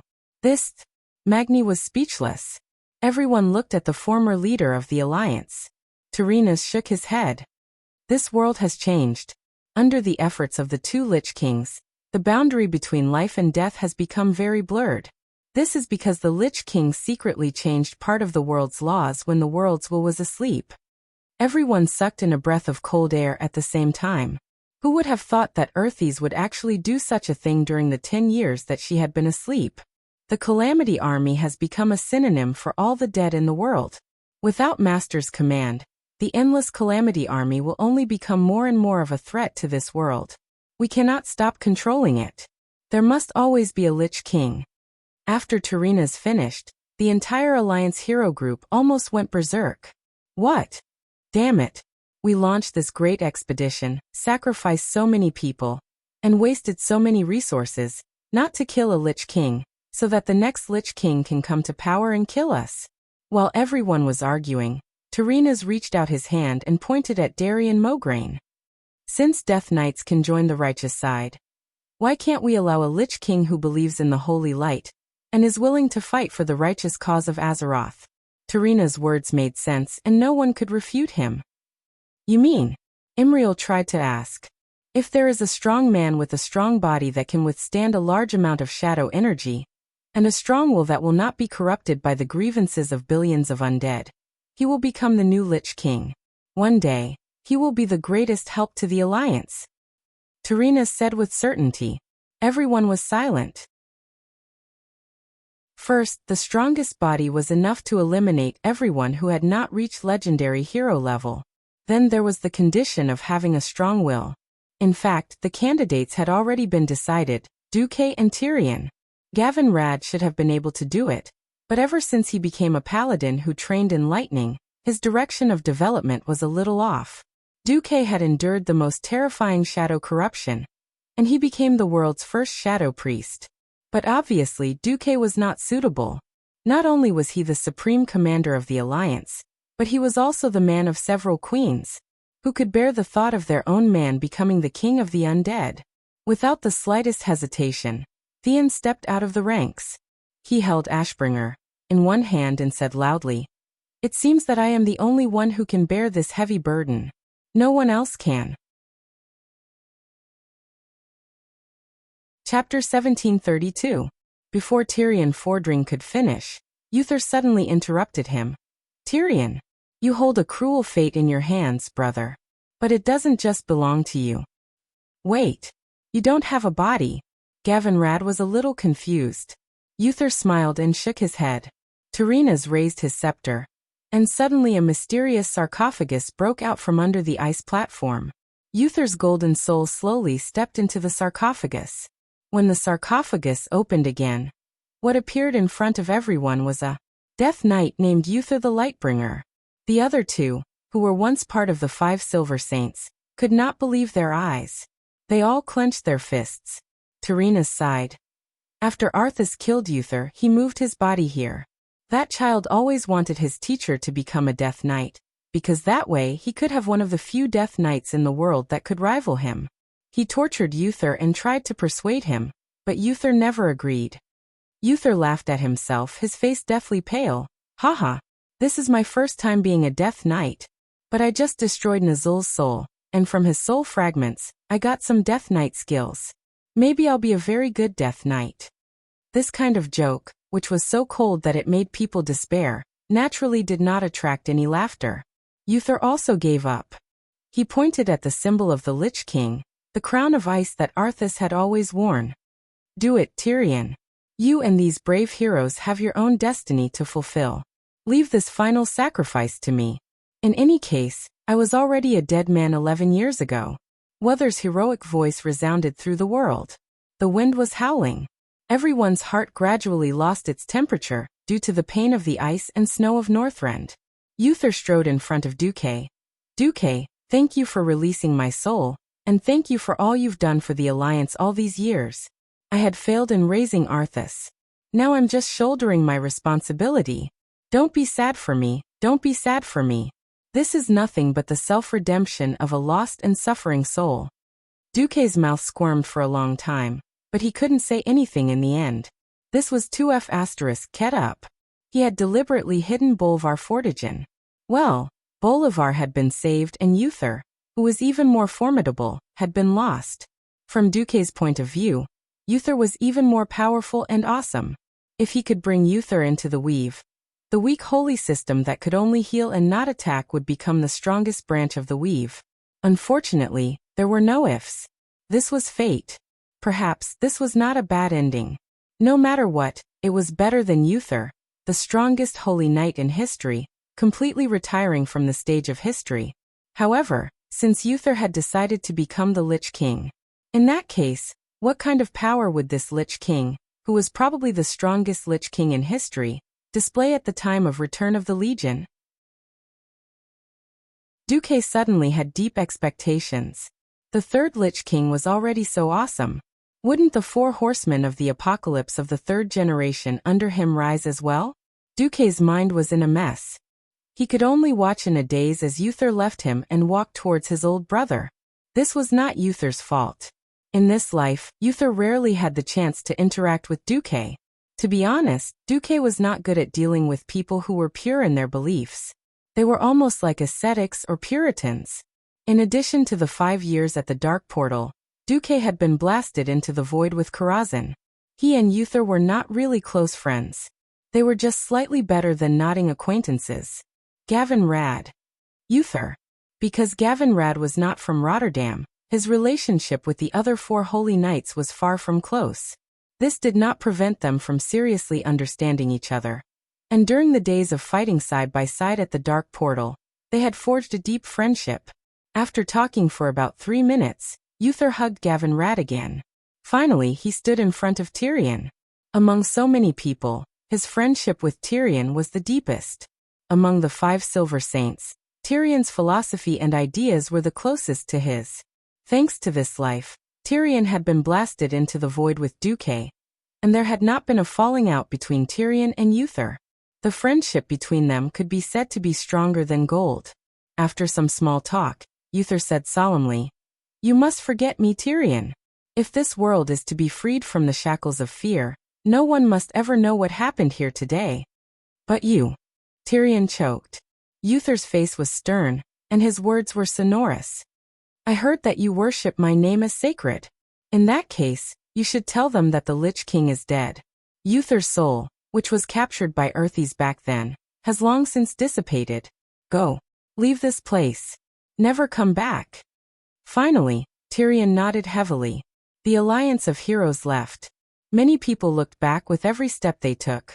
From time to time, they would look at the familiar figure sitting on the throne of ice. He was wearing the most sacred armor of the Silver Hands, and his body was emitting a brilliant holy light that did not match at all. But he was crowned with the Lich King's crown of the dead. The only good thing was that he was not too lonely. A former king stood beside him as a servant. "Is this okay, Your Majesty?" Uther smiled bitterly. The king that he had sworn to serve for the rest of his life had become his assistant. What the hell was this? The living return to the living, the dead to the dead. Right now, I am just a soul atoning for my sins. I was once a good king, but also a terrible father. If this can truly put my son's soul to rest, I will do it. Besides, I still have Kalia. Since the bloodline can continue, I am satisfied. "I am satisfied," Tyrion said seriously. "Your Majesty." Uther sighed. Tyrion showed a somewhat funny smile. No, you are my Majesty now. You."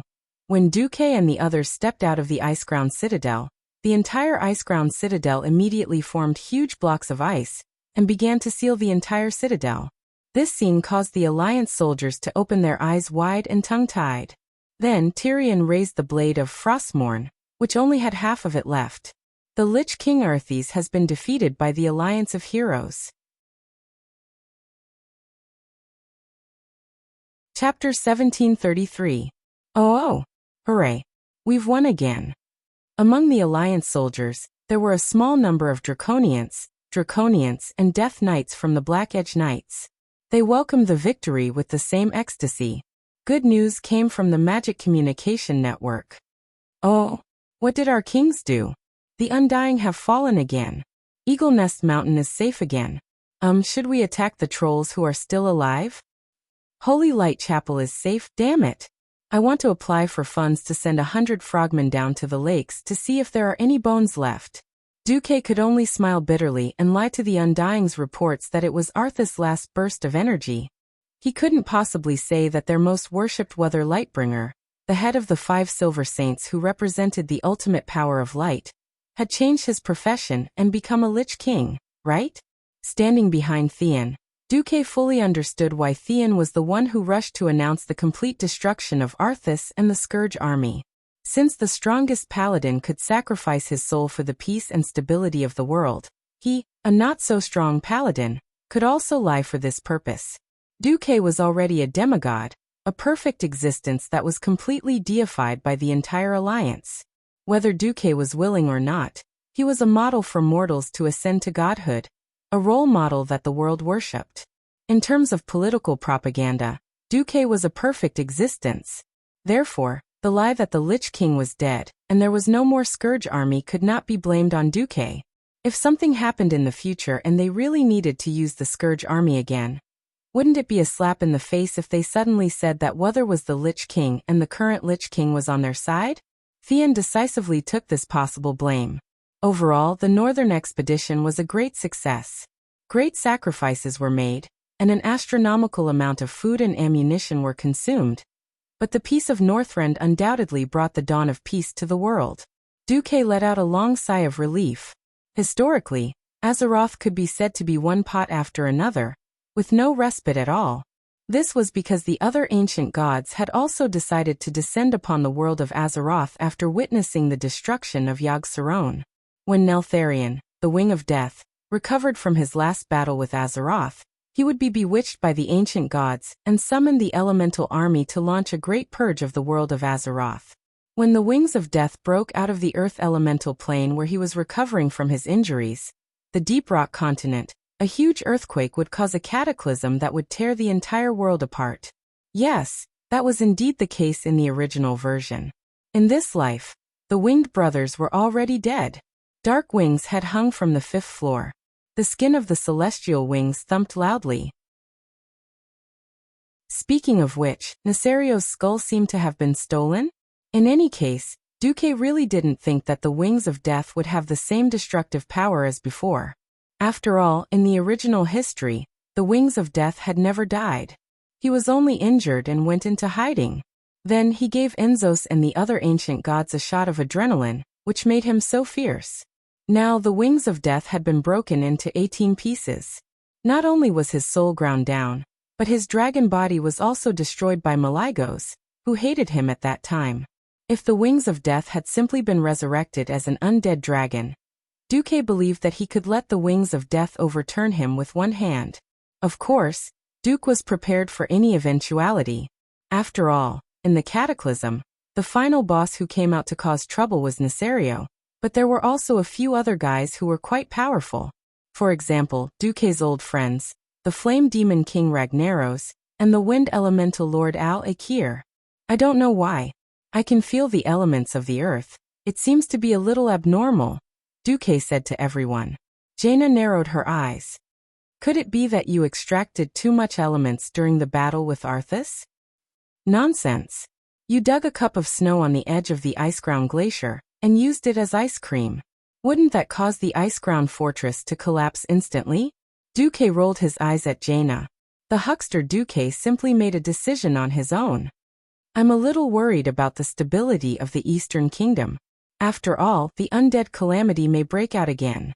Let the Dalajan and half of the flying fleet go back first. Although Duque's order was a little rushed, the soldiers were eager to go home after the battle. After all, they had been in this godforsaken place where peeing in the wild for more than 30 seconds would freeze. Who wouldn't want to go back to that warm home? Eager to return home, not many people suspected that Duke was abusing his official position for personal gain or something. Most of them cheered as they carried out the order.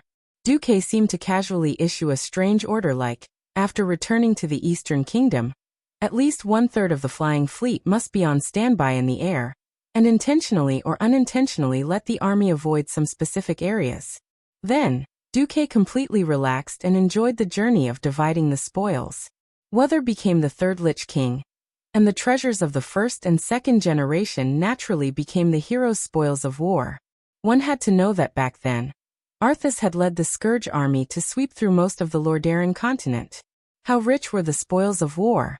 Now, Arthas' spoils of war had also become the spoils of the Alliance's heroes. But now it was more like returning the items to their rightful owners. Farron Rushkuel Salus Protector was a crossbow that looked a little like a blue Karaji Bugman. Originally, this crossbow was not that powerful, but after the Scourge craftsman adjusted it and added frost damage, this crossbow became the top crossbow. It was only slightly inferior to Queen Sheila's artifact Solidar. Saying it was slightly inferior was mainly because of its level. In reality, in Azeroth, an artifact was an artifact, and there was no such thing as being outdated. An extremely strengthened epic weapon might be stronger than the epic weapons that had been born before, but no matter how strong it was, it could not be stronger than the same type of artifact. This was the limit in reality. There were a total of 3 crossbows, and in the end they were happily accepted by Lilith, Chandris, and Lor Themar. Heaven's Fall. Blade of Great Lie was a dagger, and the thick blade looked very much like a kitchen knife. In reality, the size of this dagger was not large. As they did not confiscate Illidan's pair of Azeroth's dual blades, this epic dagger was given to Vanessa after some discussion. Looking at the strange inscription on the dagger, Lies Hurt Flattery Ruin, Vanessa did not know why, but she rolled her eyes at Duque. The following division of the spoils was a little more formal. As the strongest bosses basically had artifacts, most of these epic equipment were given to whoever wanted it. Chapter 1734. There was a one-handed axe called Summon of Calamity, Lordaeron's Axe of the King. It was a decent axe. It was a pity that there was an ugly skull on the blade. The Alliance did not have many warriors and death knights. If it was in the past, it would have been used as a souvenir. This time, the Horde had sent someone over. Even though Varrock had joined the tribe as a private individual, Duke still gave him enough face. He was an extremely dedicated and loyal warrior, who had survived from the Battle of the Dark Portal to the return of the army.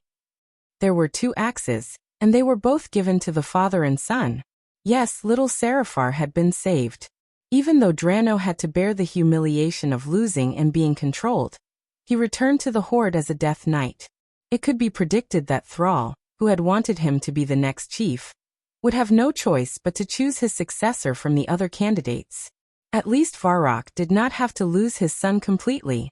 After taking the Axe of the King, Varrock said that he had to quickly go back to Thrall to ask for forgiveness. He hoped that Thrall would forgive him for disobeying orders and fighting on his own. The father and son left. In fact, if it was not for the fact that the Axe of the King had given them so much power, Varrock would not even have the face to take it. Varrock took the axe and bowed deeply to Duque. Duke Marcus, this is not the first time we have met. But every time I fight alongside you, I can feel your wisdom, bravery, and generosity. You are a perfect leader. If possible, I hope to have more opportunities to fight alongside you in the future. I hope that the Horde and the Alliance will never go to war again. Varrock was sincere, but there was a tinge of bitterness under his sincerity, because as the supreme commander of the tribe, he had already sensed that something was amiss. He knew, and so did Duque. They just did not point it out. Duque smiled. I think that day will come. To the onlookers, this was just Duke's politeness. Only the 2 female evil demons hiding in the shadows raised the corners of their mouths. It was a silent sneer. Delano, who was at the side, still felt like he was dreaming. He who was bent on fighting the Lich King, died under Frostmourne. Originally, he thought that his twisted heart would forever bear the fall. Unexpectedly, the hero team led by Duque had defeated Arthas. The person who had saved him from the swamp of despair was Grom, whom he had once admired. What was worse was that Grom was now a direct subordinate of Duque. The entanglement in his heart made Delano unable to accept this reality for a very long time after he regained his sanity and freedom. In the end, he also bowed to Duque. Duke Marcus. I never liked you. That doesn't mean I don't approve of you. This time, Delanos's dead face puffed up, and Varrock slapped him hard on the back. Delanos finally said, "I thank you. Let's just say that I owe you 3 lives. I will definitely find a chance to return the favor. Don't worry, I'm already an undying. I won't become your servant like Grom." After saying that, Delanos actually turned around and left angrily.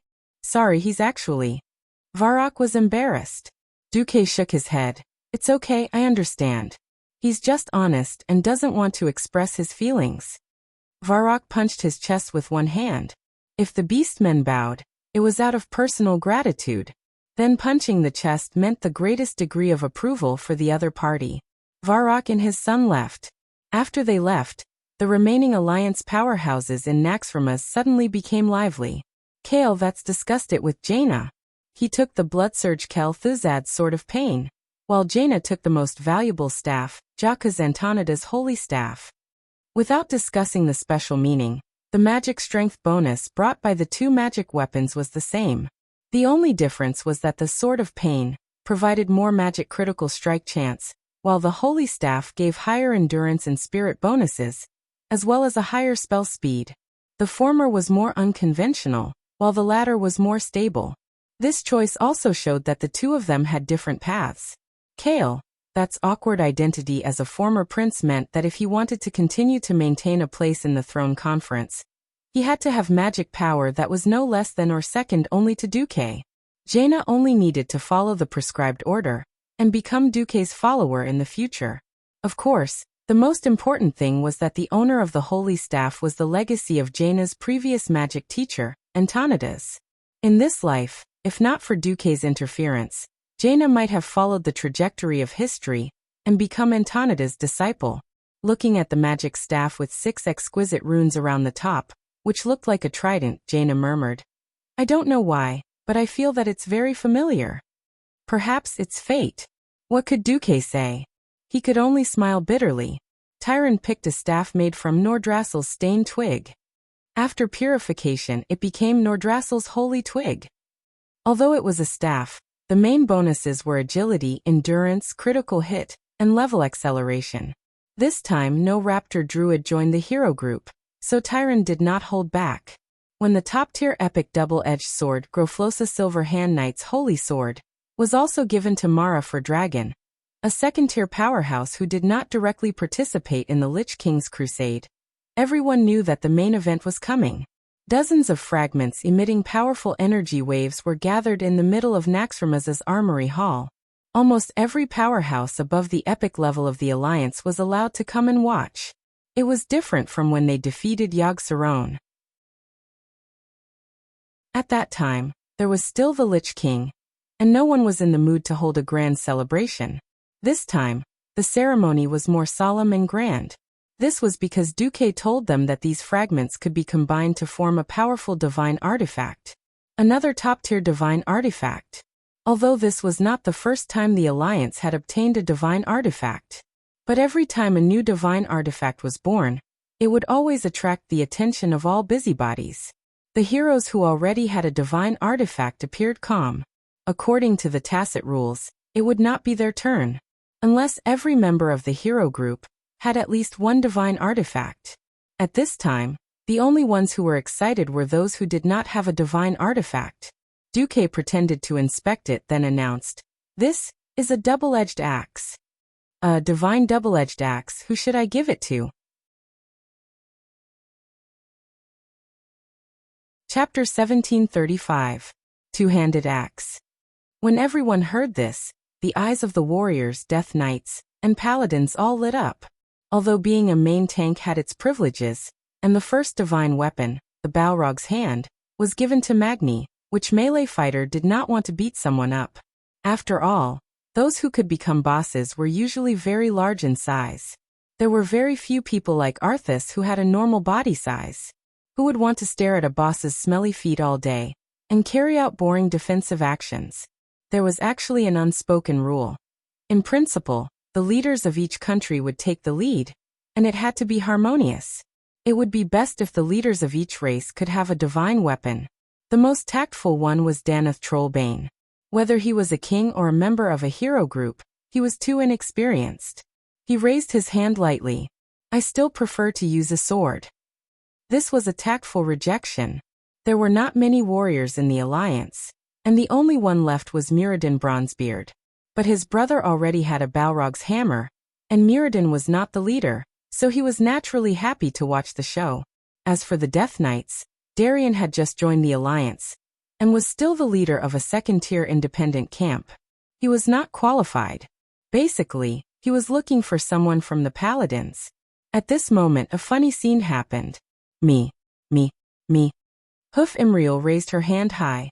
Her bum bouncing, it felt like she was a primary school student answering a teacher's question. Merard, who was beside Hoof, facepalmed. He probably wanted to ask why he had such a weird boss. That's right, Imriel was definitely qualified. Among the 5 major races in the Alliance, the humans had the most divine weapons, followed by the dwarves and elves. In theory, only the gnomes and Draenei were left. Master Craftsman Jurban Mekatok. He was a technical geek, and he was not even a professional. In theory, Imriel was the most suitable. The problem was when it came to the distribution of divine weapons. The rules were usually to give it to each other and reluctantly accept it. At least it would look good. Now, Hoof had volunteered to sign up. Merard did not know what the others thought of it, but he felt that the Draenei's reputation had been lost. Recently, as the leader of the Draenei, Imriel had matured a lot. This caused many people to unintentionally overlook the fact that she was actually not even 20 years old. She might be able to be more serious during the throne conference, but once it was not a formal occasion, she would easily jump out. Seeing the hooves jumping around, Duque laughed heartily. By the way, I've only seen you use a one-handed hammer. Are you sure you know how to use a two-handed axe? Aye. But since I can't be a holy paladin that specializes in healing, and can't be a defensive paladin, I think I can only be a retribution paladin. Hoof honestly expressed that her healing and defense were trash. Merard covered his eyes with his big hands. He couldn't look anymore. If she wasn't the leader of the Draenei people, everyone would probably ask, "Is this the reason why you applied for the divine double-handed axe?" Duque smiled and looked around. Then, is there any other leader who feels that they need a divine double-handed axe? If so, please state your reasons. If more than one leader wanted the same divine artifact, they hoped that they could negotiate with each other to solve it. If we can't reach an agreement, we'll vote on the spot at the throne meeting. What he heard was, of course, hee. No objections. Muradin was the first to speak. Imriel, now that you have the divine axe, you'll have to be very fierce in the future. Gavin Raid winked. Wow. Then I'll have to attract the enemy's attention in the future. Magni also joked. Without any objections, Duque naturally followed the advice and handed all the fragments to Imriel. As the highest commander of the Alliance, I declare that this fragment of the divine double-handed axe belongs to Imriel from this moment onwards. Wow, Gavin Raid whistled. Everyone applauded. Imriel eagerly took the divine artifact fragment, and then he was troubled. This. How do I reforge this divine artifact double-handed axe? Duke knew what it was, but he pretended to be ignorant. Isn't there a divine craftsman here? Duque flattered Magni. As the super-powerful person who forged Ashbringer, Magni Bronzebeard was worthy of the title of Divine Smith. He actually had a good impression of Imriel. He walked over and picked up the fragment seriously. Soon he frowned deeply. What's wrong? Imriel asked. Magni did not answer directly. Darian, come here for a moment. The Death Knight leader strode over. The two whispered for a while, then Magni announced a piece of news that was undoubtedly a bolt from the blue to Imriel. This pile of fragments of the double-handed axe is indeed a divine artifact, but it's a shadow-type divine artifact. Through material backtracking, we found out that this weapon's name is Shadowmourne. The Hoof, who was originally in high spirits, instantly felt as if he had been struck by lightning, and entered a dumbfounded state. She was a paladin. What was she doing with a shadow-type weapon? Duque snickered at the side. This was not a game. As long as the players looked cool, they would not care if it was a shadow or a flaming axe. They would not care if there was a ferocious skeleton on the axe. In reality, the Drenii worshipped light. They believed in the holy light. As the leader, Imriel, who was such a dainty female holy knight, holding a bloody and ferocious two-handed greataxe and adorned with skeletons, anyone who saw it would think that Imriel had fallen into depravity. At this moment, Hoof had nothing to live for. At this moment, Hoof's entire life was gloomy. She was dumbfounded. She only felt that all the colors in her vision had turned gray. Is there still hope? Hoof murmured. Magni and Darien looked at each other. Magni sighed. This is almost impossible. Magni was basically right. That was because apart from the insane attack power and basic strength and endurance attributes, the biggest special effect of Shadowmourne was that it had a certain chance of extracting the enemy's soul fragment to increase one's own strength. When the number of soul fragments reached 10, the special effect of Panorama would be triggered. All enemies within 15 yards would be dealt group shadow damage and greatly increase one's strength. This was a classic divine artifact that benefited oneself at the expense of others. From the perspective of judging good and evil, this could be said to be an absolute magic artifact. Hoof's face immediately collapsed. These fragments had already bound her soul to it. Only Merritt noticed that Magni had used the word, almost. Wait, Your Majesty Bronzebeard, you sound like there's still a chance? Save? Of course there's a chance. Chapter 1736. Magni was a straightforward person by nature. Unless it concerned the Alliance, or the survival of the dwarves, he would not lie or hide his secrets. Before Shadowmourne is recast theoretically, there is a chance to change the properties of this divine relic. After all, light and shadow are not completely opposed to each other. They can be converted. It's like when a Naro loses all his holy energy, he will become an evil Muru. Or a certain person who suffered from a shadow curse that should have killed him 10,000 times in the past, but still managed to survive. Those who were familiar with him knew what he meant. Merritt noticed that a few Alliance leaders had a look of understanding on their faces. Magni put down the fragment of Shadowmourne and said solemnly, recasting a divine relic is no longer a task for the Alliance, so this is considered a private task. I won't charge a single cent less, but I definitely won't charge more than what I should charge. Of course, Imriel, you must find that guy first and help you convert the fragment. Missions involving divine relic always seem to be full of twists and turns. Rarely was it as smooth as Solidar. Although Imriel was mentally prepared, she had to admit that she had underestimated the difficulty of obtaining this divine relic. Just like that, the gathering that was supposed to witness the creation of the divine relic ended in a slightly strange atmosphere. At night, Duque stayed in Naxxramas to rest. As expected, Duque waited for Imriel's visit. When Vanessa brought Imriel into Duque's study and left, Imriel said, I heard from Sister Jaina that you might be able to convert the fragment of Shadowmourne. Duque smiled. It was no secret among the old leaders of the Alliance that he was a shadow priest. If it was purifying the fragments of the divine relic, Tyrion and the others could do it too. But when it came to converting, only he could do it. Not maybe, but definitely. However, it was a rare opportunity to extort money. If Duque did not take advantage of it, he would not be able to face himself. Duque raised his hand, and a golden pool of high-purity holy water appeared beside him. He raised his hand again, and another pool full of shadow energy appeared. He put his hands together, and a modified Tai Chi diagram appeared. Yin-Yang Fish. This great Tao, where light and shadow blended together in harmony and unity, would make one feel that it was high-end and grand just by looking at it. Imriel was in awe. At this moment, she had completely forgotten about Merritt's warning that Duque might have deliberately tempted her to take the divine artifact axe. Can you really do it? Yes, but it will take a lot of effort. I will have to overdraft a lot of divinity. Duque deliberately raised the price. Can I really afford it? Imriel foolishly took the bait.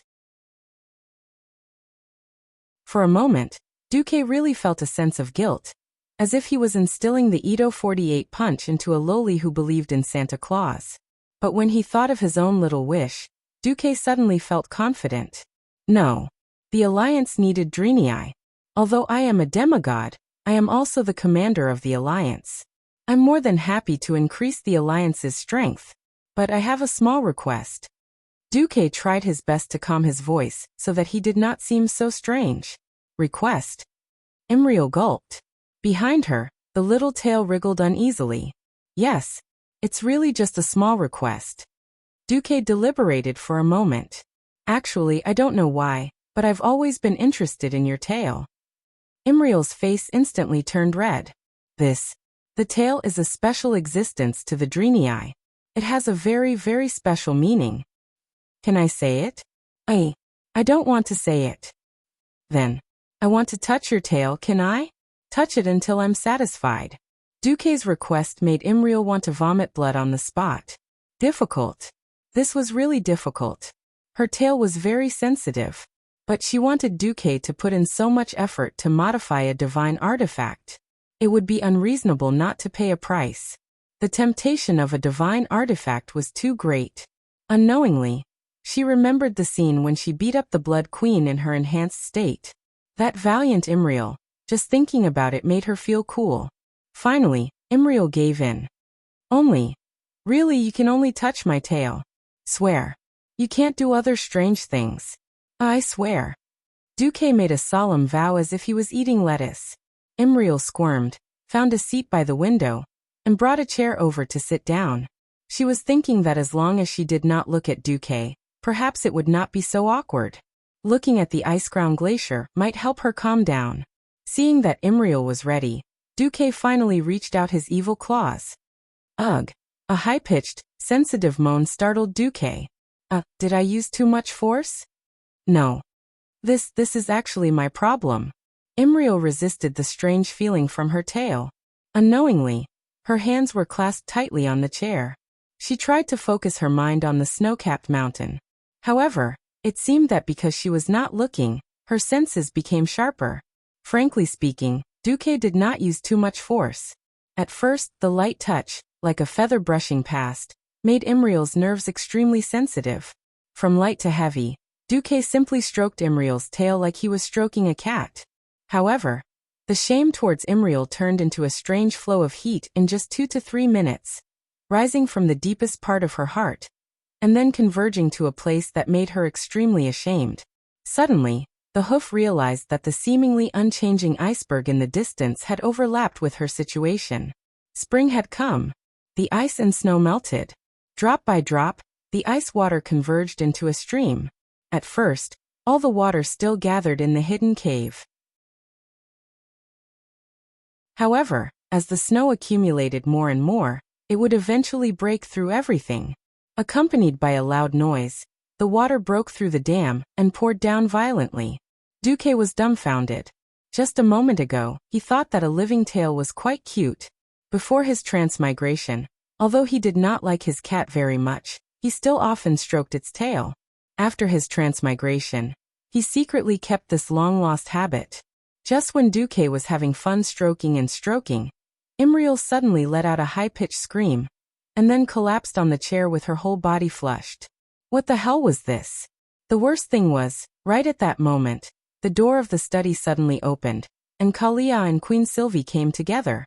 Duque was dumbfounded, and after a long time, he said in despair, "If I said that I was just playing with her tail, and I did not touch anywhere else, would you believe me?"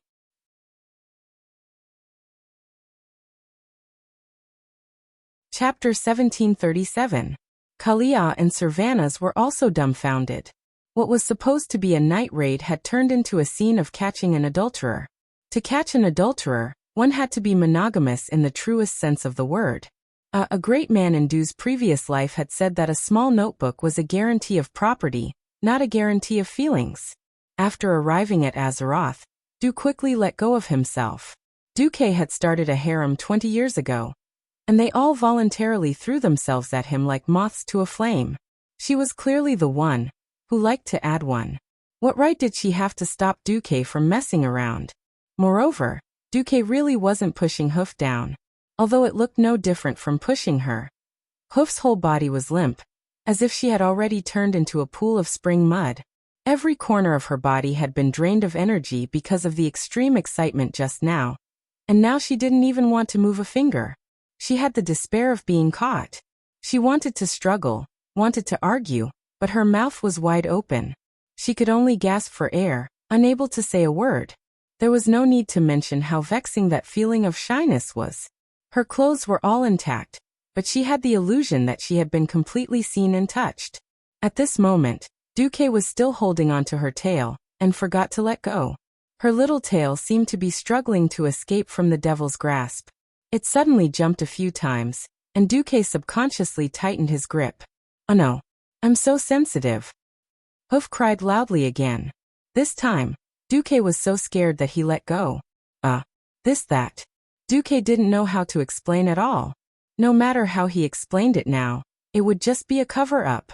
So awkward. Time to go. Duque gritted his teeth and stood up. I suddenly remembered that I still have a batch of urgent documents to read. I'll go back to Karazhan first. With that, Duque raised his hand and opened a portal, wanting to escape. Suddenly there was a murderous aura. Duque was just about to move, but it was already too late. Queen Sylvanas wrapped around him like a water snake. Tonight, Queen Sylvanas was not her usual self. She was wearing a thick cloak, and as soon as she pressed against Duque's back, Duque knew why. This bulge, Sylvanas's imposing manner clearly showed that he wanted to surpass her big sister and third sister in terms of children. What are you feeling guilty about? Do you think that we don't know that you bullied Onyxia and provoked Vashj? But I'm a very busy queen. How can I be as free as a supreme commander like you? If there's someone who can help you vent your boring energy, I can't thank them enough. Queen Sylvie embraced Duque from behind. On the other side, Kalia had already covered her hoof with a thin blanket because of exhaustion. She raised the corner of her mouth a little mischievously. Hey, Duque, you've made her like this. If little Imriel can't get married in the future, you'll have to take responsibility. When the hoof heard that, she was so embarrassed that she actually fainted. At this moment, Duque felt as if he had been struck by lightning. Kalia's voice became an auditory hallucination, repeating endlessly in his ears. You have to take responsibility. Take responsibility. Responsible. Duque was indignant. Duque was in despair. I'm just rubbing my tail. Why do I have to take responsibility? Isn't this the same as rubbing a cat or a dog? Tife, you almost broke her, and you're treating it as normal play? No conscience. You're too stubborn. The two queens pouted at the same time. All right, Duque, I'm not going to care about your trivial matters. Let's solve our problems today. Queen Sylvie and Kalia, one in black and the other in white, wore thick cloaks. Duque's throat made a gurgling sound as he swallowed hard. He did not know when, but he was forced from the study to the bedroom by the two women. When Duque collapsed, he soon found out that the two queens had actually used vacuum packaging tonight. What the heck? Black stockings, white stockings, garter stockings, long legs, spring. Jill can forget about having a day off tonight. When Duque reacted, he heard the sound of flowing water in the fortress room that was suspended above the ice-ground glacier. He saw the dazzling turbulent waves. They seemed to have forgotten something. That night, Duque had a dream for the first time in a long time. He dreamt that he was riding a beautiful blue female twin-horned beast, galloping forward. The twin-horned beast was so bumpy that he subconsciously held one of the horns of the twin-horned beast tightly, and then grabbed the tail of the unicorn to prevent himself from falling. Riding the horse and galloping, he was happy. If life was like this, he could die without regrets. When he woke up the next day, their eyes met. Ah! An exaggerated scream came from Duque's room. Duque's face turned pale. Oh my God! What did I do? Wait. I need some time alone. One of her hooves was so shy that she wanted to die. She directly covered her head with the blanket and put on a funny posture of an ostrich burying its head in the sand. Her little tail wagged. It was unknown whether she was smug or shy, or both. Duque. Evil thoughts grew in him. Anyway, he was going to be the scapegoat. In for a penny, in for a pound. He directly told the hooves what a backstab was. The divine sword was unsheathed. $9.99 phantom stab combo. Then, Du showed mercy and said that Imriel was actually a holy knight with strong attack power. So for the advancement of the alliance and for the harmony of the various races in the alliance, he decided to fast for 3 hours. He decided to fast and bathe for 3 hours. He summoned Alonce's Fail and borrowed Naru. Finally, he cast the spell for 49 minutes. Finally, all the shards of Shadowmourne were converted to holy attributes. Since the nature of the weapon had changed, it was much easier to reforge it. The ferocious skull on the top of the original axe was removed. Under the skillful hands of the divine craftsman Magni, it was replaced with a Naru relief, which served as a foil to Imriel's identity as a Drenii Holy Knight. On the 1st of June, year 26 of the Dark Portal, one of the 5 major races in the Alliance, the leader of the Drenii tribe, Imriel, obtained a divine double-handed axe that belonged solely to her. Looking at the light axe that was glowing with holy light, Imriel tried to trigger the special effect. The original version extracted the enemy's soul, but now it absorbed the enemy's shadow energy and converted it into holy energy. When the charging was complete, it would form a strengthened version of God's wrath. It would spread out like a flame, burning all evil into ashes. The attack power of this divine artifact axe was comparable to that of the Ashbringer. But its ability to harm others for its own benefit and to target evil creatures made its endurance even higher. It was not an exaggeration to say that it was definitely one of the best holy divine weapons. Imriel, with her petite body, was holding such a huge axe. It looked as strange as it could get. After Magni reforged the divine artifact for her, she went to Duke as soon as possible. So, the name Shadow's Sorrow doesn't match an axe at all. Duque, can you give me a better name? Duque pondered for a moment. Since it came from Icecrown Fortress, it is a new divine weapon that was born after Frostmourne was destroyed. To differentiate it, why don't we call it Flamejoy?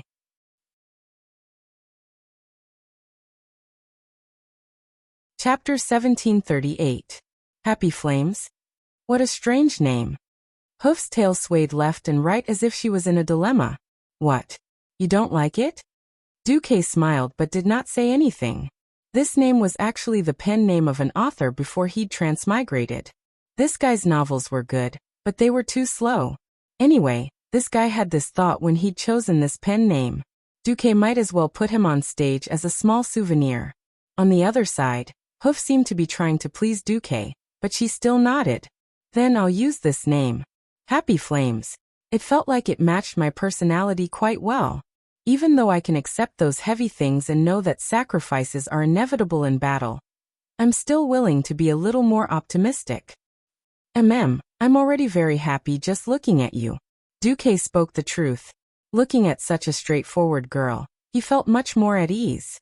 Keeping an eye on the Alliance's general situation every day, reading mountains and oceans of official documents, and balancing the interests of different nations and races as much as possible to resolve disputes. He was already tired enough. It was also a very good psychological relief to have this happy person. Seeing that no one was paying attention to her, Hoof's face and neck instantly turned red, and her little tail swayed a lot more. She was clearly nervous. Oh well, Duque. My tail hurt a little last time. Can you take a look at it tonight? As she spoke, her face had already turned red from her neck to the top of her breasts. Well, I have an appointment with Gerben tonight to check on the latest weapon research. I might have to stay up all night. Duque deliberately said that he was not free. Almost at the same time, Duque saw Hoof's tail droop like rice under the scorching sun. Is that so? Then, next time. As the leader of the Drenii, Hoof was also quite busy. Especially since the Drenii had only been in Azeroth for less than a year. There were too many construction projects and settlement issues that she had to follow up on. Suddenly, she thought of something. After the war, Professor Willen asked me to come here more often. He said that it would be of great help to the revival of the Drenii race. Although I don't quite understand why, I think I'll have the opportunity to come and find you often. Duque felt a sense of despair on the spot. You're so dumb and adorable to this extent. Hoof, you're really amazing. The Drenii wanted to build their main city, Exodar, because they lacked manpower, money, and resources. Other than crying for supplies, What else could he be here for? Damn it, you've been sold off by your own mentor, yet you're still helping him count the money. At this moment, Duque was absolutely sure that Willin, that cunning old fox, had calculated this point. He sold the hoof to him, knowing that he wouldn't mistreat the hoof. Duque immediately changed his mind. In any case, he would definitely suffer a loss. Since he had already suffered a great loss, he might as well take it back. Oh no, it should be a small psychological comfort for the time being. Duque pretended to take out his schedule, and then crossed out the last few lines of the factory inspection schedule at the bottom. Okay, I'm finally free for the late night slot. That night, Duque rubbed his tail all night, and while he was at it, he did some stabbing and whatnot. Thanks to Duque's scheme to kill Nesario, the expected cataclysm, or rather earth fission, did not come immediately after Northren's crusade. This allowed the Alliance and Horde to catch a rare breath. With a stroke of his pen, Duque changed the post-war national plan to 30% military and 70% civilian. All the factories in the army cancelled the 3-shift system and changed it to a 2-shift system. The surplus production capacity of the military factories was transferred to the shipbuilding industry. There was one more thing that Duque was very strict about: hoarding a large amount of food and still prohibiting large-scale brewing. As a transmigrator, Duque naturally knew what the cataclysm's precursors were. Therefore, according to his memories from before he transmigrated, Duque planned to migrate the population of the areas that were very likely to be destroyed and set up a large number of magic cannons in the major cities. Strictly speaking, the cataclysm was caused by the 4 major elements working together. Duque, who had always been good at planning ahead, first cut off the orders for tanks and flying warships. Conventional cannons that used TNT explosives were not good for any of the 4 major elements. At this point in time, Pharaoh was destined to enter the peak of his life.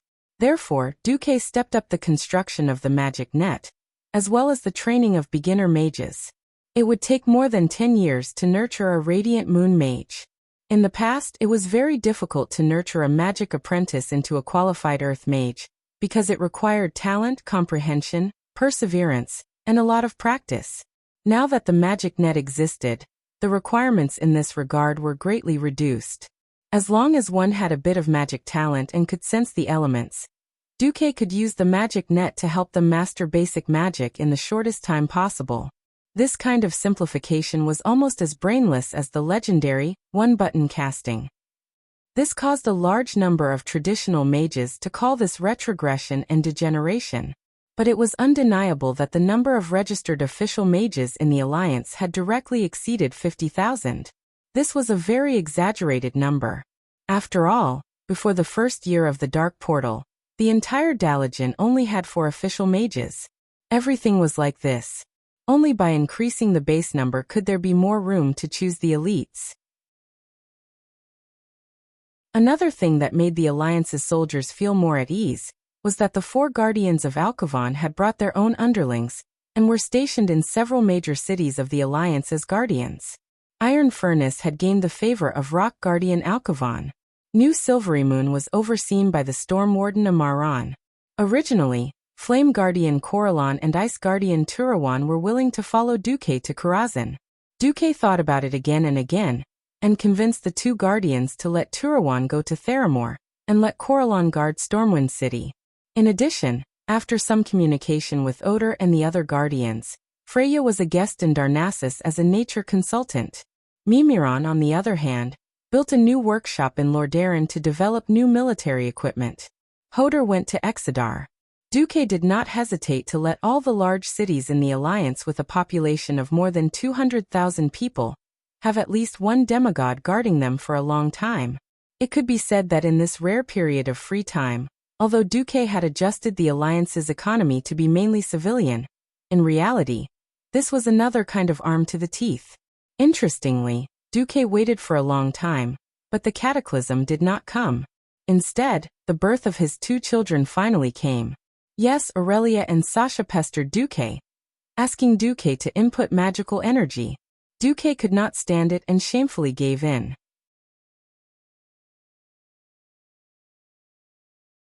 Chapter 1739. The Dark Portal, 30th of September, Stormwind City, Duke Marcus Mansion. This test. I didn't make it through after all. Grieving, Duque gently took off the last piece of clothing on someone else's wife with his hands trembling with despair. That bright and clean body, that pink and tender skin just like that. Duque, have you changed your diaper? Aurelia's shout came from next door. I've changed it. Now. Duque responded in despair, then looked at his 3-month-old daughter, Enilis Marcus, who would giggle at him. Duque had lived 2 lives, but he had never felt the loss of his moral integrity as he did now. He raised his head, his face 45 degrees to the sky, and a drop of true crocodile tear finally fell from the corner of his eye. With the most touching magnetic voice, he called out to his compatriots on earth far away. Alas! Young people, don't think that there will always be a free lunch. If you get on the bus and don't jump out of it for a moment, then you'll have to pay for it. This was definitely Duque's most profound experience. Since his transmigration, Duque had always felt that Azeroth had been good to him. Although he died at the beginning, he could be resurrected. Then he sent girls, system elves, and Duque ascended to godhood. It stood to reason that Duque should not be dissatisfied. After so much time had passed, Duque felt that he seemed to have been tricked. If he had shot the girls of Azeroth and then ran away, maybe the will of Azeroth really could not do anything to him. But with a child, everything was different. In a real sense, he was connected with the fate of this planet. Alas! For this bit of sugar he had to swallow artillery shells and fight the Burning Legion on behalf of Azeroth. It was really tiring. Big sister, didn't we agree not to change Duque's diaper? Servanas' voice came from outside the door. It's just a test. The door opened, and a group of brides in white wedding dresses barged in. They surrounded Duque, who was holding a cotton diaper, with the ferocious momentum of a crowd that wanted to know the truth. That's right. In the end, Duque was unable to dodge this attack. Although Duque knew that this day would come sooner or later, he still sighed when it really came. Sometimes Duke even maliciously speculated that if Nesario did not die, and directly let the Cataclysm take advantage of the wrath of the Lich King to attack him, would he have the chance to continue to escape from reality and avoid the forced marriage? If the villains didn't cause trouble, Duque would have no excuse. Most importantly, Duque accidentally killed someone. As if they were stimulated by Arthas's complete fall, whether it was Kalia or Servanas, after that day, they often came together to find Duke. Duque often couldn't control himself, and ended up losing his life. It seemed like it happened at the same time. Now that Kalia was more than 4 months pregnant, it was almost to the point where he couldn't hide it anymore. In fact, after knowing that Kalia was pregnant and insisted on giving birth, Duque knew that he couldn't avoid this attack. Although Aurelia and Winrisa were the leaders of the Silver Dawn, and didn't have that much influence, Kalia and Servanas were queens, and the queens of a large country at that. It wouldn't be good if they got pregnant out of wedlock. After some discussion, Duque's harem unanimously decided to let Duque marry Servanas, Kalia, Elucia, and Jaina in one go. In fact, if it wasn't for the bad influence, Tyrant and Hoof would have wanted to marry Windrunner's eldest and third sisters. Aurelia and Winrisa didn't want to marry Duque with Servanas to avoid affecting the royal power of the Sin Dorii kingdom. Tyrant was the high priestess of the Night Elves and a saintess. Before she stepped down, she wouldn't dare to mess around. But recently, Fandral Staghelm had been very active. Hoof. To be honest, most of the humans in the Alliance had started to accept the Dreenii who looked like Eridar, but they weren't ready to accept such a large-scale interracial marriage. In comparison, the Blood Elves, who had skin color similar to humans, were more acceptable. So Hoof had to suffer. Marrying 4 women at once with the status of a co-wife, and 4 freaking queens at that, was definitely a huge blow to the monogamous tradition of Azeroth. Even an honest person like Theon said that this was a bit too shocking for the people of Azeroth.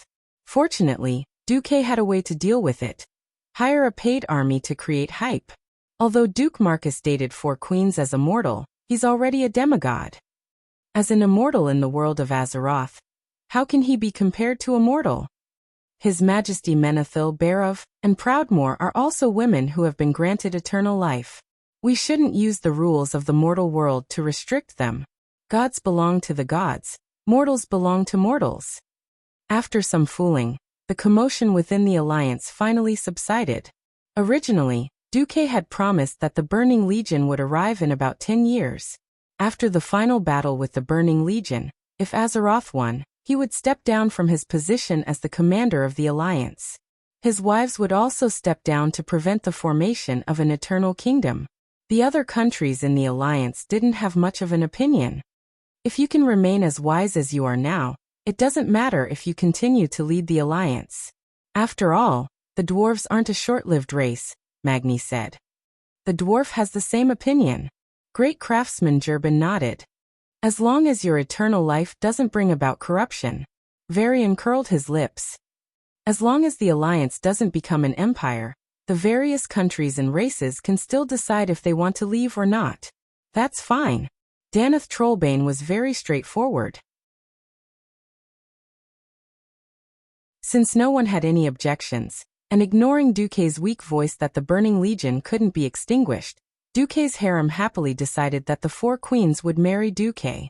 It was tomorrow, the 1st of October. Come, let's see who's prettier in our wedding dresses. Queen Sylvia pulled Duque's hand and dragged her over. The third sister, Sasha, took over the job of wrapping diapers. It had to be said that all 4 queens were extremely beautiful. The biggest selling point of Queen Sylvia's wedding dress was her long legs. It was a white dress that looked like a ranger's short skirt. The only thing that didn't show through was the top half, while the bottom half was completely a thin white muslin, showing off her long legs. Kalia was dressed in pure white, and still had a girlish waistline, making her look as pure and beautiful as Snow White.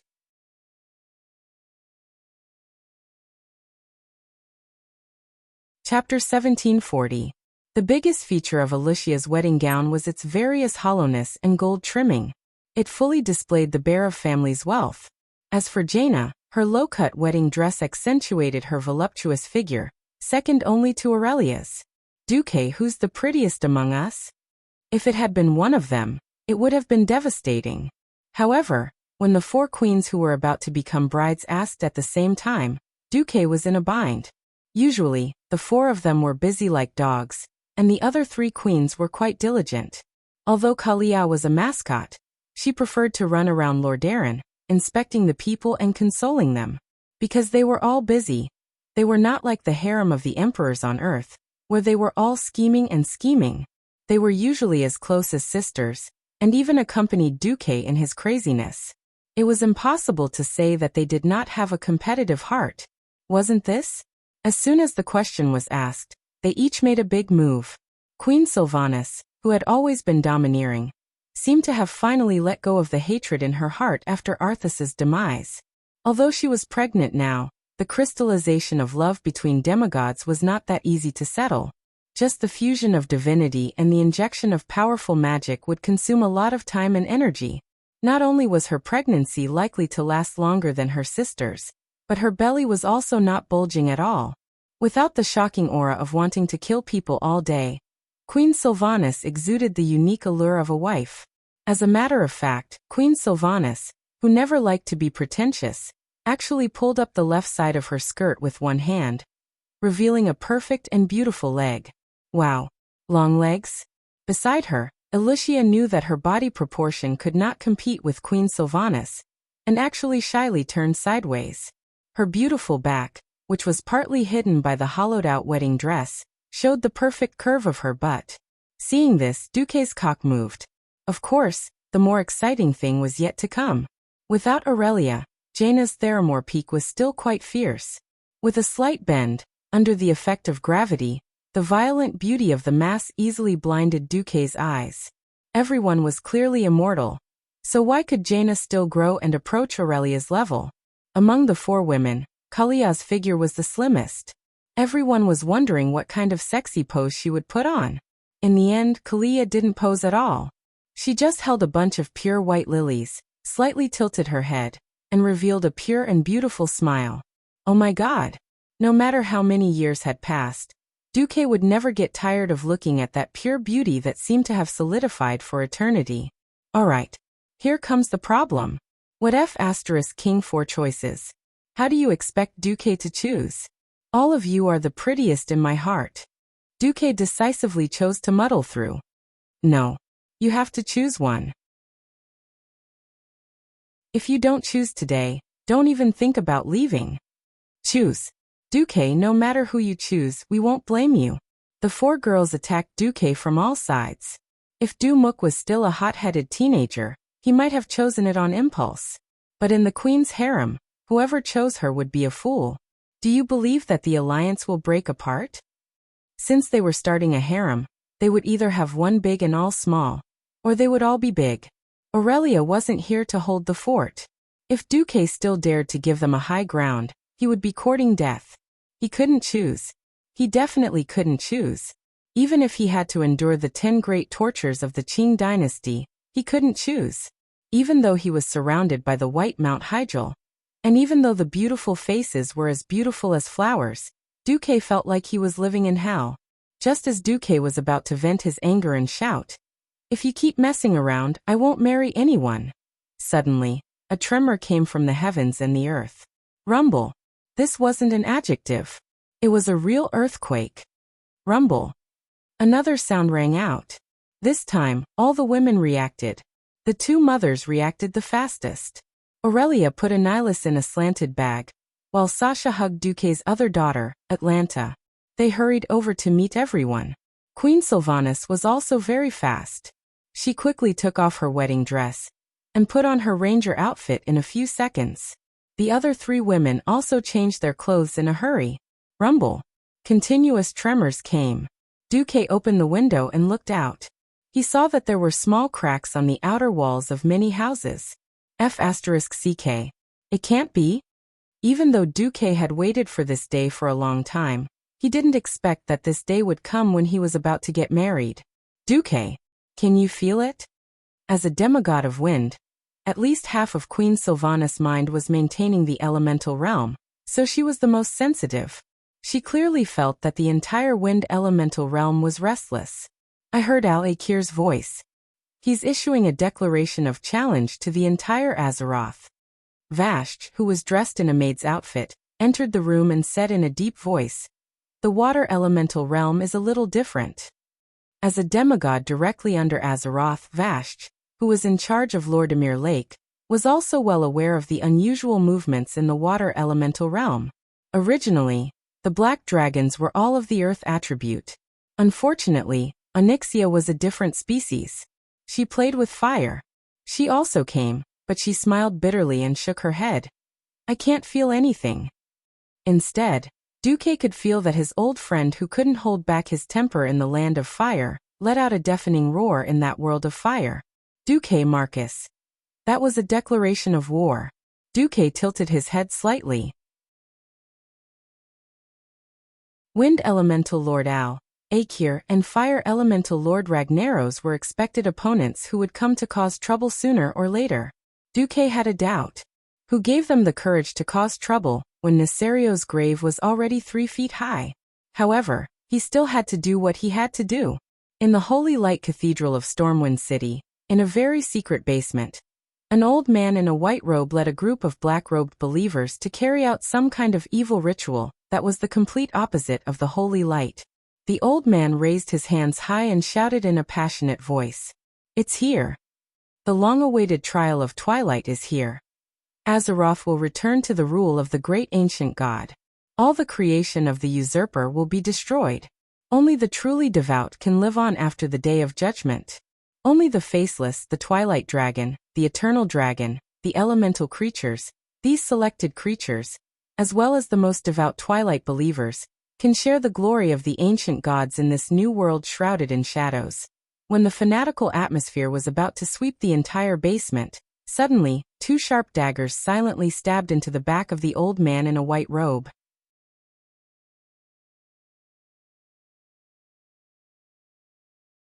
Chapter 1741.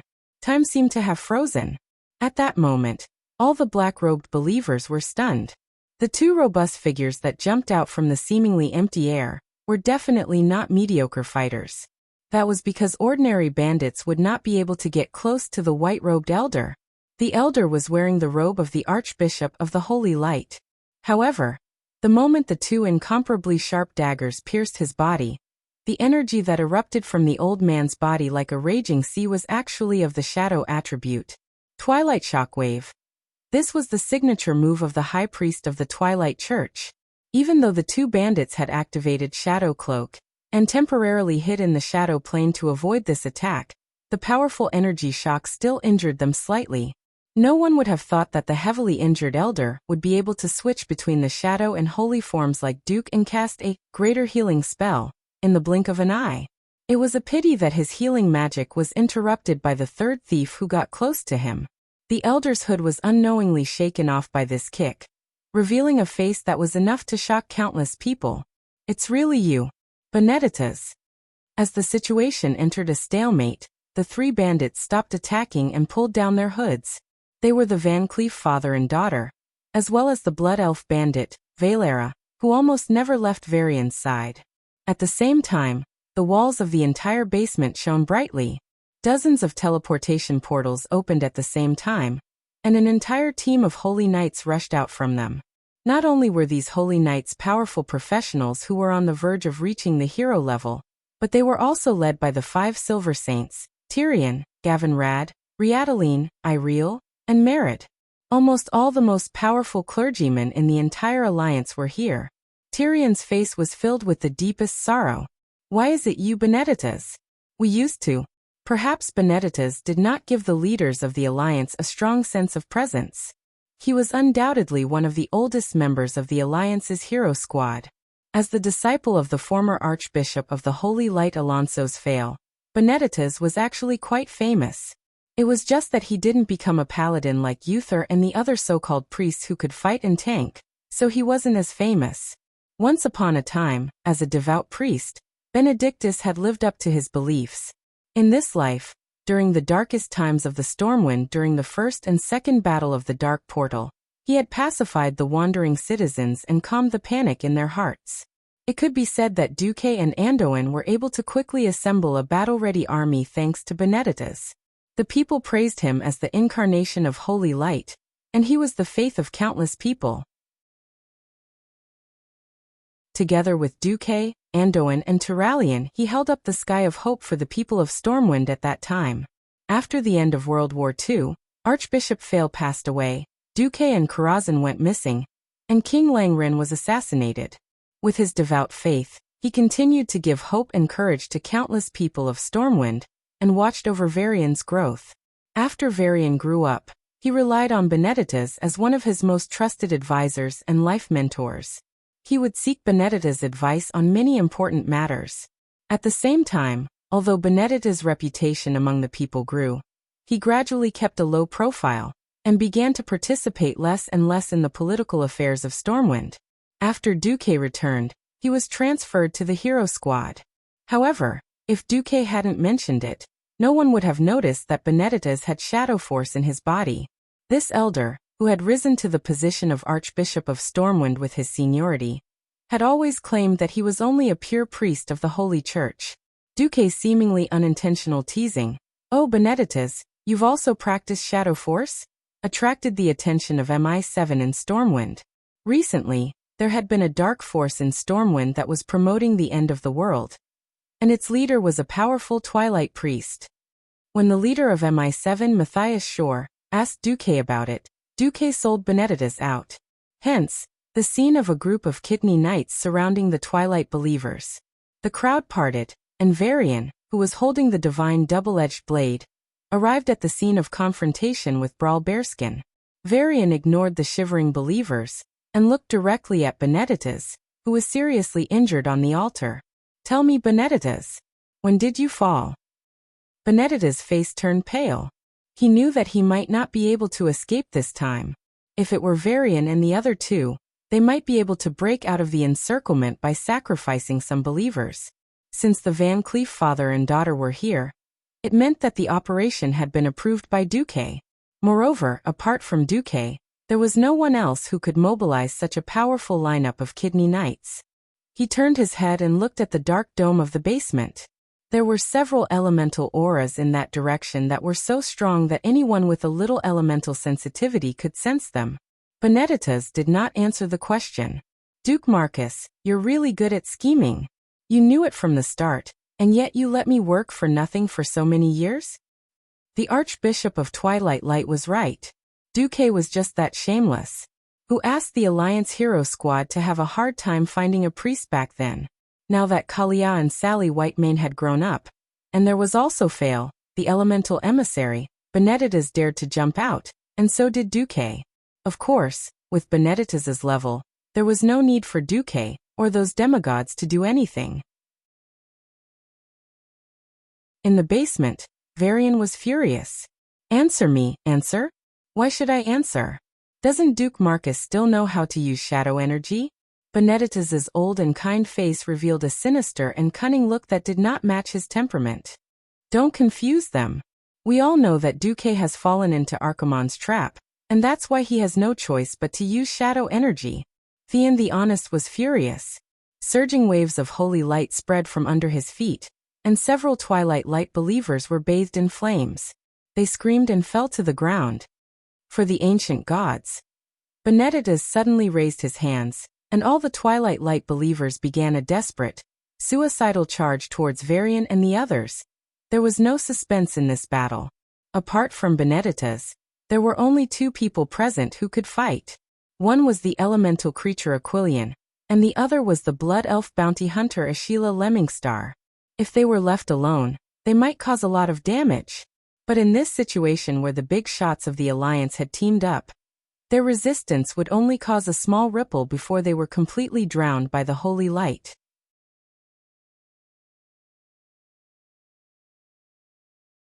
Chapter 1742. Throughout the history of the Alliance and the Horde in Azeroth, many major losses were caused by traitors. As the saying went, the strongest fortress was often the easiest to break through from within. The original version of the Gate of Heaven's Wrath was like this, and the Twilight Hammer in the Cataclysm was also like this. With Dumuk, a transmigrator, traitors were like ants in a cage. If they dared to jump around, they would be drowned in a pig's cage at any time. Considering that Benedettas was one of the most popular bishops of the Holy Light after Alonso's fail, William couldn't bear to reveal all of his secrets to the public.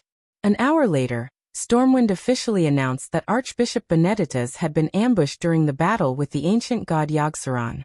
After his mind was eroded, he joined the Twilight Hammer, a subordinate organization of the ancient god. When he came to his senses, he was besieged by the Twilight believers and died in battle. When people learned that even guardians like Torim and Freya had been brainwashed in that battle, they suddenly felt that Benedettas's fall could be accepted. People felt sad and regretful, and thousands of people even spontaneously organized to pray for Benedettas's death. This was also a way to protect the reputation of Stormwind, the Church of Holy Light, and even Benedettas himself. The Northern Expedition Coalition Army had already given the song Bleak to the evil Yogg-Saron, so naturally, there was a silly dragon who took the blame. Regardless of whether the Twilight believers believed it or not, the Alliance believed it. Even Duque was surprised by this outcome. The wedding was supposed to be held tomorrow, but the invasion of the elemental creatures was imminent. This wedding was destined to be cancelled. Goddamn elemental lord. You're Alakir, right? Let's settle our old and new grudges. Queen Sylvanas was the most emotional. She had finally let go of her hatred and was ready to settle down as a wife, but Queen Sylvanas lost her temper, and no one could stop her. Son. Yeah, she had temporarily sealed her god. Be good, baby. When your mom overturns Alakir, I'll give him to you after I purify his elements. Servana's words made Duque pray for Al-Akir in his heart. If Queen Syriana really gave birth to a child after defeating Al-Akir and obtaining the complete share of the wind element, the child would probably be the strongest windrunner in history. The queens had agreed with Duque that their firstborn children would all follow their mother's surname in order to inherit the throne. If he had another child, it would be like Aurelia and Sasha's daughter, who would take Duque's surname as Marcus. The four queens were so angry that they gritted their teeth. At the same time, they were secretly glad that the ancient gods did not cause trouble on the 1st of October. Otherwise, it would have turned into a bloody wedding. That would have been a lifetime of regret. One must know that their entire life, if nothing unexpected happens, would be infinite. At the same time that the wedding was cancelled, the entire alliance entered a state of alert. As an ally of the alliance, the Horde also received the notification. The tribe was a pain in the ass. The Horde's recent situation was still quite bad. It was very likely that the cataclysm was coming, causing the elements to be in disorder and the weather to be abnormal. The Horde's food shortage was still very big this year. In the Battle of Northrend at the beginning of the year, the Horde lost 200,000 young adults, which to some extent alleviated the pressure of food shortage. However, the young adults were the main fighting force and labor force. After all, it was a very sad thing to lose them. If it was possible, Sal would rather it be the 200,000 people over 50 who died. After 50 years of age, the beastmen's fighting power would decline sharply, and they would basically become the burden of the tribe. According to tradition, this part of the beastmen would be abandoned by the tribe. Perhaps they would fight day after day on the front lines of hunting dangerous creatures to prove themselves, or perhaps they would die silently in the process. However, after the influx of ideas from the alliance, the tribe gradually changed. The old people, or the beastmen who were about to step into the age of the elderly, started to question why the alliance could provide for the elderly, but not the Horde. The alliance had a perfect retirement system. The retired veterans would first receive a retirement compensation that was enough for them to build a small house with a garden in their hometown. In addition, they could also enjoy a generous monthly allowance for up to 36 months. Then, the government of the place where the veterans were registered had the obligation to provide re-employment training. From simple town patrols to training in all kinds of professional skills. As long as they were willing, the local factories had to give priority to hiring retired veterans as workers. If they wanted to do business, they could also get a warehouse for train carriages at a discounted price, or buy old warships or transport ships that the Alliance had retired at the lowest price. Many veterans did not lack courage. It was these veterans who drove old warships and transport ships to support the campaign against the Lich King. During the war, retired veterans contributed in this way. Once they entered peaceful times, they would also enjoy the most preferential tax rates and various tax rebates. Duque had used a policy that surpassed the times and was closely integrated with the war to revitalize the entire alliance. People always sought benefits. Seeing this, the old beastmen also asked Sal to implement a similar policy. Unfortunately, the Alliance and the Horde were born with different economic structures, and the Horde did not have the luxury to play with this kind of welfare system. In recent months, there had been no foreign war to divert the attention of the Horde, and internal conflicts could be said to have escalated again. The traditional beastmen from Draenor Nagrand once again advocated expansion, and this gave Sal a headache. Those crude and ignorant traditional beastmen did not know that with the current power ratio of the Alliance Horde, once a war broke out, it was likely that the Horde would be completely erased from the map of Azeroth within a few months. But Sal did not have the time to care about those traditionalists, because people from the Ring of Earth had come. The Ring of Earth was a shaman organization in the world of Azeroth. Contrary to what some people thought, the Ring of Earth was not established to fight the Twilight Hammer, especially those conflicts that had recently escalated. The purpose of the organization was actually to suppress the elemental spirits. These elemental spirits contained chaos and destruction in their nature, but they also had rational and intelligent behavior. The Tarn had their own shaman race a long time ago, but the Ring of Earth itself was indeed established recently. Outsiders only noticed the existence of the Ring of Earth about 150 years ago. The original shamans who created the Ring of Earth believed that someone had to prevent the destruction caused by the elemental spirit's anger. Otherwise, the entire plane would be in great danger. Therefore, after countless meetings and agreements, they formed the Ring of Earth of today.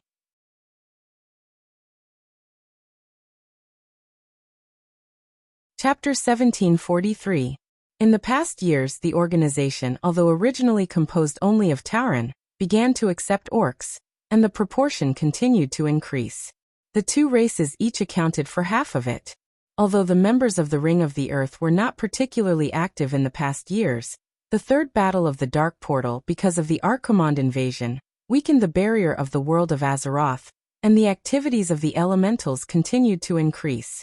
In fact, the Ring of the Earth had never been as important as it was now.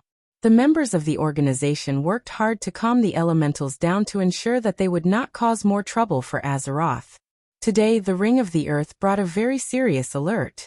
The elementals were likely to invade Azeroth and launch attacks on all large intelligent life forms. This was not an alarmist, because recently there had been constant reports from patrols that fire elementals, which had never appeared in Duroder, wandered aimlessly from time to time. They attacked livestock in villages, as well as travelers passing by. If that was the case, it would not be worth Sal's anxiety. Wujin found Sal and said nervously, "There is something you'd better see for yourself. It's not far, just inside Orgrimmar." Under Wujin's lead, Sal led Varrock and a few guards to sneak into the dark alley area. "Great Chief here." The one who waved to Sal was one of the few orc thieves in the tribe. Sal recognized him. He was Goddard, who usually worked as a thief trainer in Orgrimmar. Not far from Goddard was the goblin thief Vessi. Under Goddard's guidance, Thrall stepped onto a rough and thick roof. Although the houses of the tribe were not beautiful, they were definitely comparable to the fortresses of the Alliance. A group of people walked on top of a wooden house, and at most, they could hear the creaking sounds. In the natural valley of the dark alley area, the wind that poured into the valley always blew all kinds of sounds from the wooden houses.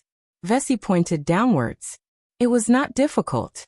Sal noticed a troll in a strange dark blue robe, who was giving a speech in a corner of the alley. Dozens of orcs, trolls, and even the rarely seen forgotten ones were surrounding the troll and listening. "The earth is angry. The supreme ancient god will give the most resolute response to the provocation of mortals. The fire elementals hovering outside Orgrimmar are the best sign." One of the residents of Orgrimmar shouted, "I don't want to die. Doomsayer, what do you tell us?" The one called the Doomsayer spoke in a low and bewitching voice. "People of Orgrimmar, listen carefully. We have been deceived for too long. I demand that you open your eyes and see the truth." At this point he raised his arms high. "Brothers and sisters, the end of the world was coming. Azeroth will no longer exist." Following his shout, a faint flame rose from his arms. The surrounding residents were shocked and subconsciously took 2 steps back. However, they realized that the flame did not cause any damage to the Doomsayer. The flames seemed to have become a part of his body. After all, even mages couldn't really let the flames flow on their skin, but this person could.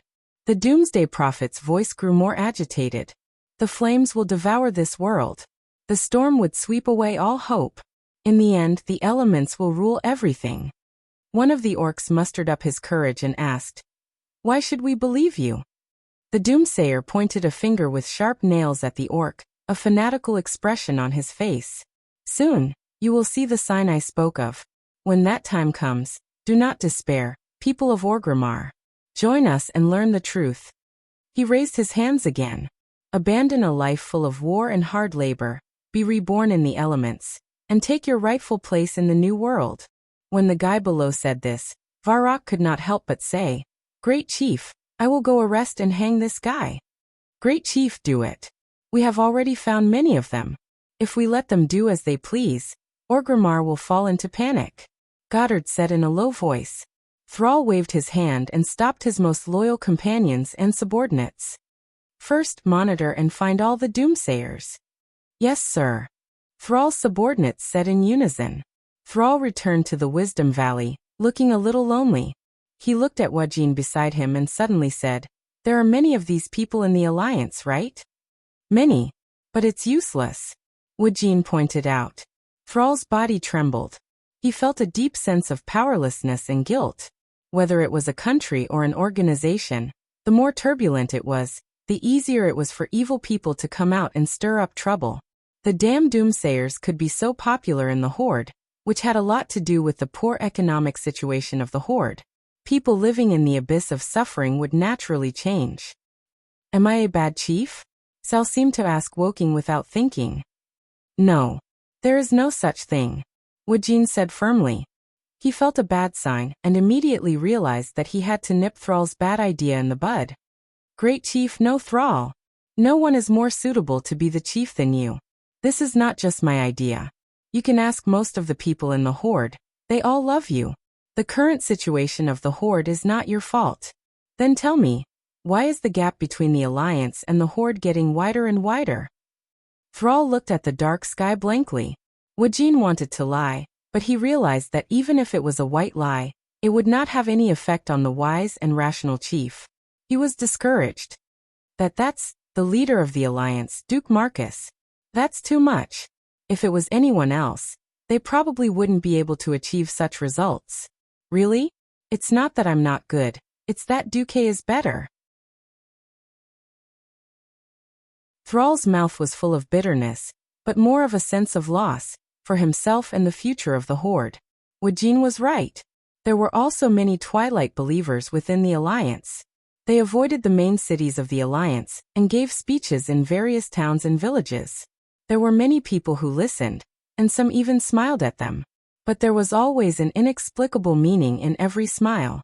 It was not malicious, but people always felt like they were looking at a group of worthless dead people. Most of the Twilight believers shuddered inexplicably. The natural fanaticism and excitement in them quickly cooled down under the gaze. They suddenly had an intuition that they might not be able to easily stir up chaos and recruit believers in the Alliance.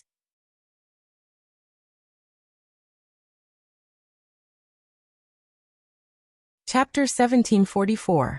In the Duke's mansion in Stormwind City, Duke had used close to 100 magic mirrors to turn his mansion's main hall into a control center that was even more powerful than the Alliance's headquarters.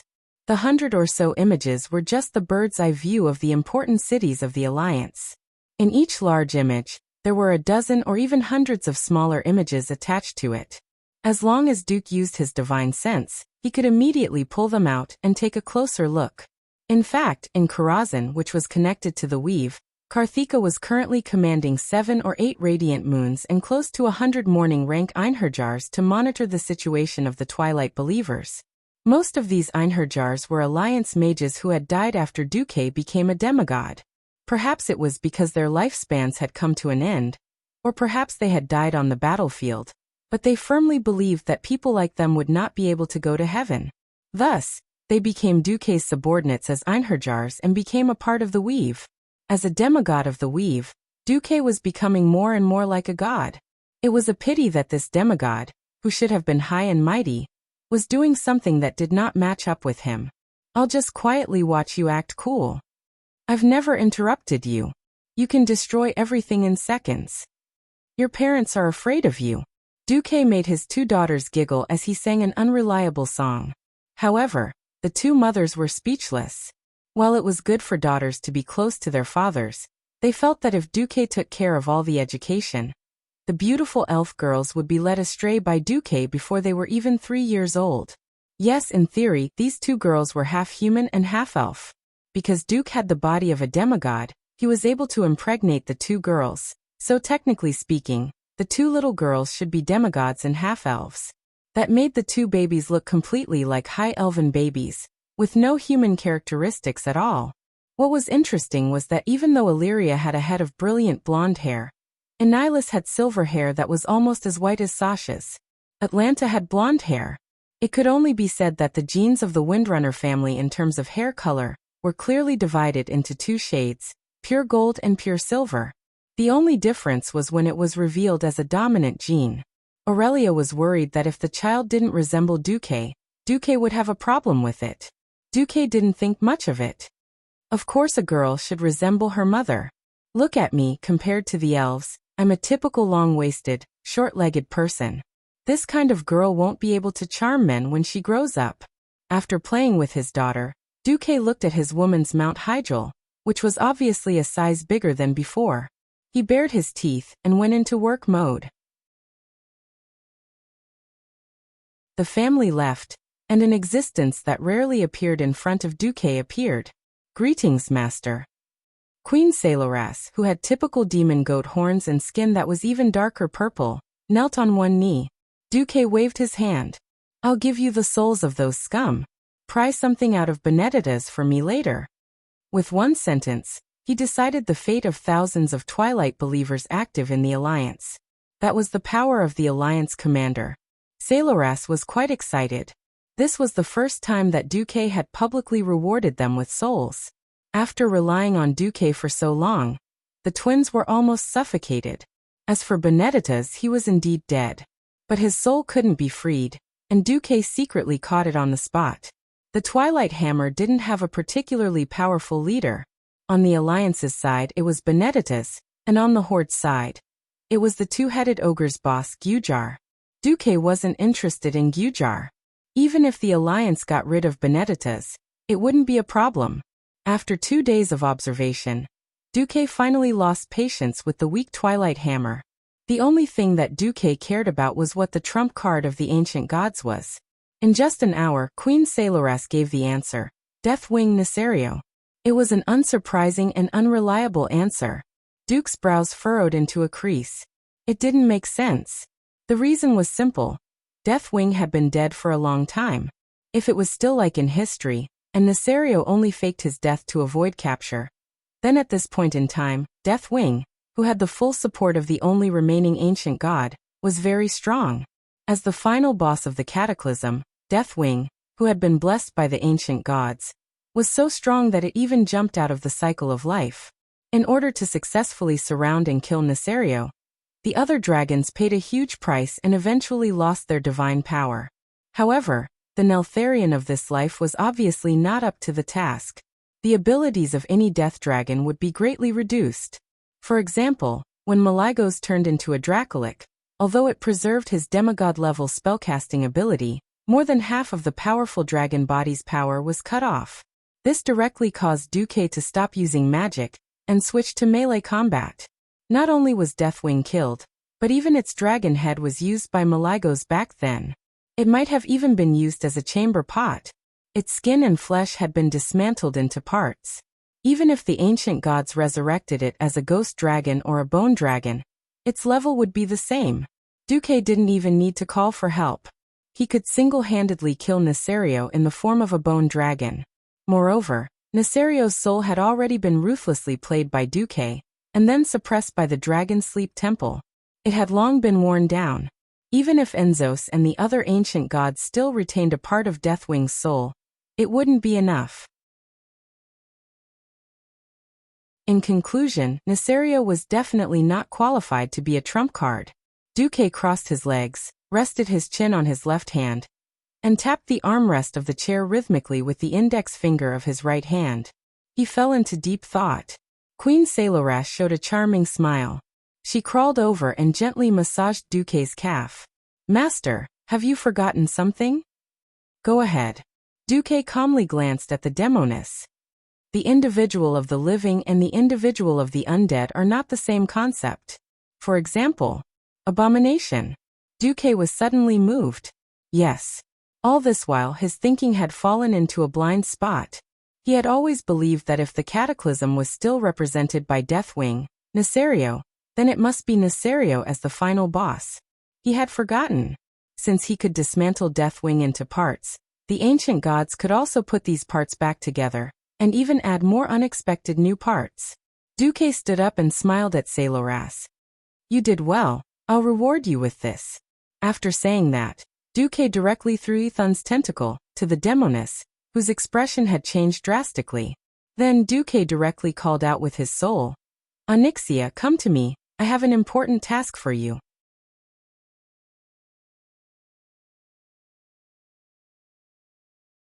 Chapter 1745. "Hey master, you called me?" Onyxia walked briskly into Duque's room. "What are you going to do today? The balcony? The bathroom? The hall? Or the kitchen?" The black dragon girl who had transformed into Countess Katrana pulled up her skirt seductively, revealing her fair calves. Duque was speechless. It was all his fault. He had tamed too many dragons, and the dragons were tamed. It was just that he was too unscrupulous and used all his tricks. The result was that the scheming dragon who had tried to overthrow Stormwind was turned into a secretary dragon. If there was something to do, he would do it with his mount. Ahem. Duke pretended to be serious and coughed twice, then sternly said, Onyxia, have you realized that you used to dare to argue with anyone? Now you can't even beat anyone of the same rank? Onyxia's face, which was originally a mix of charm and nobility, suddenly changed. Master, are you tired of me? A cross-shaped vein appeared on Duque's forehead. No. What I mean is, you are about to see your original fate. The Black Dragon Princess felt her heart suddenly contract violently. In the original future, you and your brother will become the same existence, a zombie dragon. I think it won't be long before you see him again. Onyxia was finally afraid when Duque mentioned Nefarian. She knelt on the spot and prostrated in front of Duque. Thank you for your pity, master. Duque did not comfort her anymore. The pity of a true demigod is never cheap. You can only obtain my pity because you have at least given your loyalty. That's right. It was already a miracle to make a powerful black dragon, who was originally insidious and cunning, give her loyalty. In the end, Dooku was still a little disappointed and wanted to give her a warning. She also knew that she was lazy and lacked motivation. She thought that she could rely on her natural demigod body to survive. Now it seemed that Duque was not satisfied. I will work hard in the future. In the past, I treated you as my mount mainly because I was worried and because of my vanity. After being conferred as a god for so long, I'm also indifferent to it. Azeroth and the Burning Legion would eventually have a decisive battle.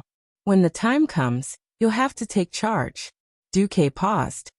You've proven your loyalty. It's time to prove your courage. Courage?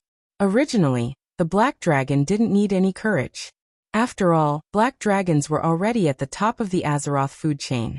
If there was anything that Onyxia was afraid of, it would be her father, Nesario. Hearing Duque's words, Onyxia shivered instinctively. But she soon calmed down again. Perhaps her father was indeed very strong and crazy. So what? If Master can kill him once, then she can kill him a second time, a third time, countless times. Onyxia didn't know why she came to such a magical conclusion. Obviously, she had become confident. She shouted in her heart, yes. My master holds the fate of the entire Azeroth in his hands. He is the god of fate. There is no existence that can compete with the god of fate. Even my once invincible father can't do it. Thinking of this, the look in her eyes changed from confidence to incomparable determination. Master, I won't let you down. After saying that, like a docile cat, she took Duque's left hand, rubbed it on her smooth face, and then left. Duke's gaze sharpened as he watched Onyxia's silhouette disappear into the distance. His gaze seemed to transcend time and space, across the plane barrier, and saw the Earth elemental plane. In the isolated temple in the stony continent, a certain fallen guardian dragon that had long been torn apart. The wings of death alone could no longer cause any trouble. Duque clearly remembered that Nefarian's corpse had disappeared. There was a moment when, under the hint of Queen Saloras, Duque almost thought that N'Zoth wanted to mess up the Wings of Death family. For example, Nefarian's body, and then the heads of Nethario and his wife. Something like a three-headed dragon. That was quite cute. It was also very cool. Duque soon felt that this was not reliable. It was very simple. If they really played the three-headed dragon as one, then whose body would be the main one? The Wings of Death's body had long been reduced to ashes, leaving only the dragon head that was relatively intact. Whether it was Nefarian or Sinestra, there was an absolute difference in size compared to the Wings of Death's body. If either of their bodies were used as the torso, it would only be a weakening, not a strengthening. Such a method of neglecting the essentials was not advisable. If N'Zoth really did this, Duque would be very happy to get rid of Nethario again, and enjoy the greatest dragon-slaying achievement alone. Now, Nethario was waiting quietly, brewing his hatred for Duque and all the low-level creatures on the surface, waiting for the time to use the fire of resurrection to devour the world again. Wasn't Duque already set up everything and waiting for Nethario to deliver himself to him? Make your move, I can't wait anymore. As in history, the first to make a move was the Twilight Church. On the Alliance's side, although Duque had long used the magic net to monitor the movements of many Twilight believers, Saleras had interrogated Benedictus, the leader of the Twilight Church in the Alliance, and obtained a more detailed and high-level list. The Alliance's purge of the Twilight believers went quite smoothly. The Alliance's internal economy and people's livelihood were good, so there was no place for the Doomsday Church to spread. Coupled with the Alliance's decapitation strategy, the Twilight Riot on the Alliance's side ended before it even started. Many people did not even know that the Twilight believers had been killed. Instead, they were surprised by the Alliance's military control. Occasionally, elemental creatures began to attack the Alliance's main cities. But, did they really think that Duque's arrangements were for nothing? There were 4 guards of the Alcafon's treasury, plus 2 Odal guardians. If there were so many powerful beings in charge, the Alliance's main cities would still be able to overturn the sky with elemental creatures. In that case, Duque would not be able to survive. Compared to the peace of the Alliance, the Horde was in a terrible situation.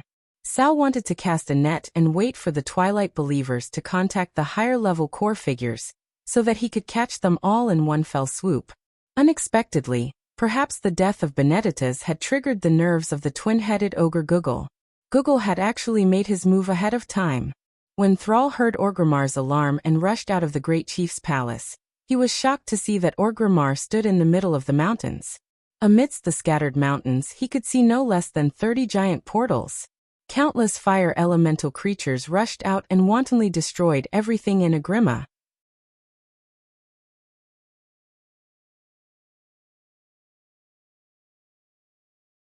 Chapter 1746. No, Sal shouted subconsciously. Agrima was the fruit of his hard work for more than 10 years. From the time he led the enslaved orcs to the uprising in Goldenhold Castle, to crossing the endless sea to the Kalimdor continent despite the encirclement of both the humans and the Scourge army, he led the tribe from a pitiful 100,000 people to the present day, with several main warring races and over 3 million people. Agrima was the testimony of the tribe's unyielding glory. Seeing Agrima being swallowed by the sea of fire, Sal felt as if his heart was being cut by a knife. He used to think that using wood as the main building material for the city was a great feat in line with the orc tradition and aesthetics. He still remembered that in the 15th year of the Dark Portal, Thrall had ordered Grom Hellscream to bring his Warsong clan to the Grey Valley in order to have enough wood to build a city. He didn't hesitate to start a war with the Night Elves to snatch the wood, who knew that 11 years had passed. At this moment, Sal could not wait for the orcs to improve. For example, they could learn from the Alliance and build the whole city with bricks and cement like Stormwind City. Wood is the best kindling material.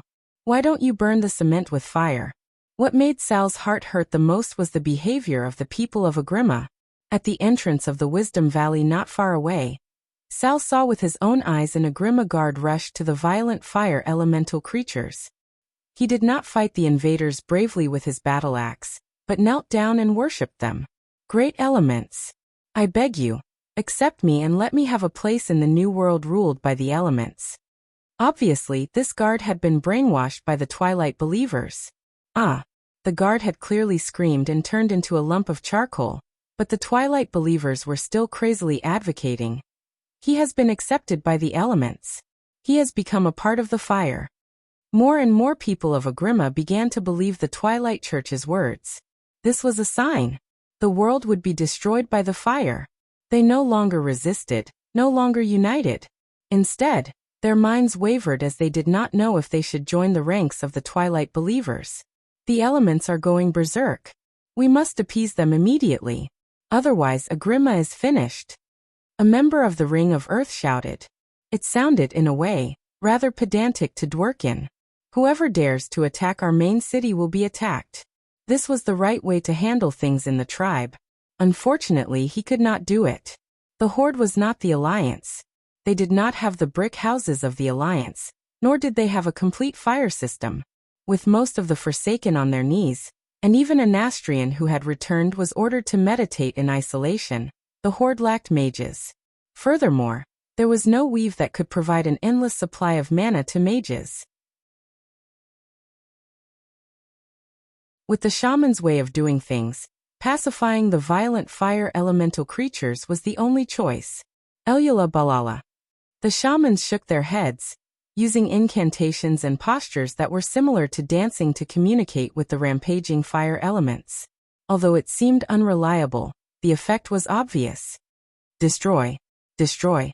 Burn everything to ashes. Burn. Burn. The shamans heard the voice of the fire elementals. Thrall and all the shamans in Orgrimmar tried their best to calm the elements, but only a small portion of them were able to calm down. Great Chieftain, no. We can't hold on much longer, cried Varrock pessimistically. That was because more than a third of the buildings in the city had been burned, even though all the beams and pillars of the main buildings had been fireproofed. Unfortunately, that level of fireproofing was still useless in the ultra-high temperature.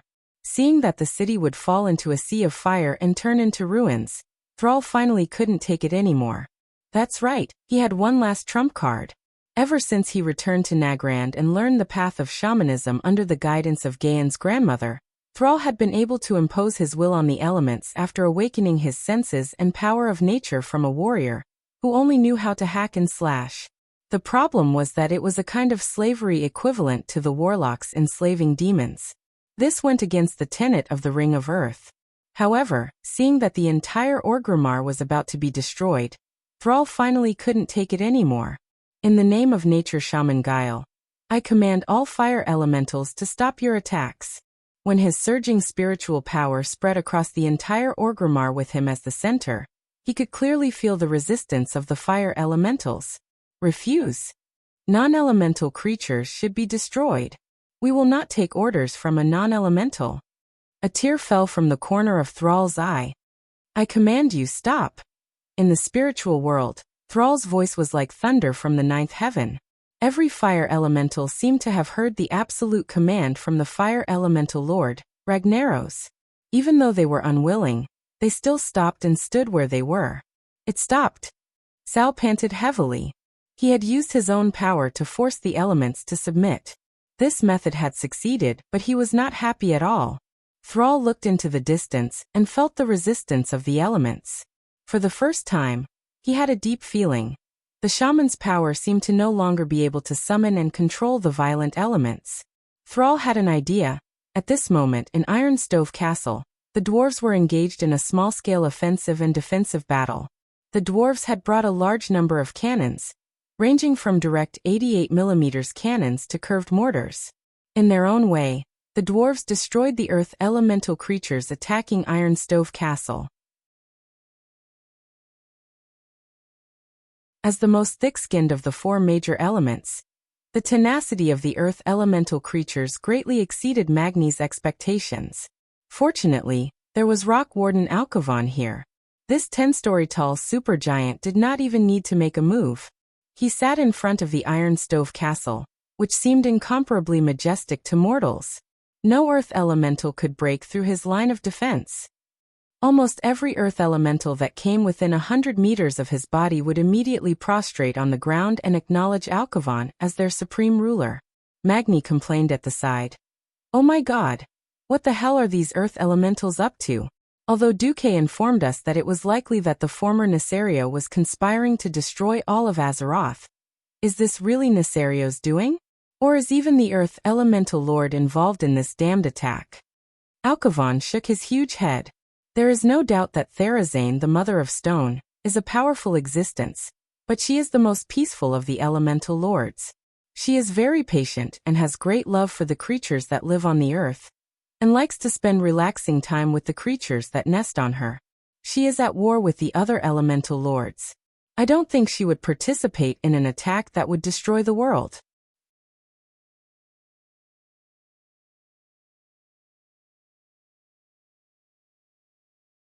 Chapter 1747. If the Stone Mother doesn't come out, who will? Magni answered his own question.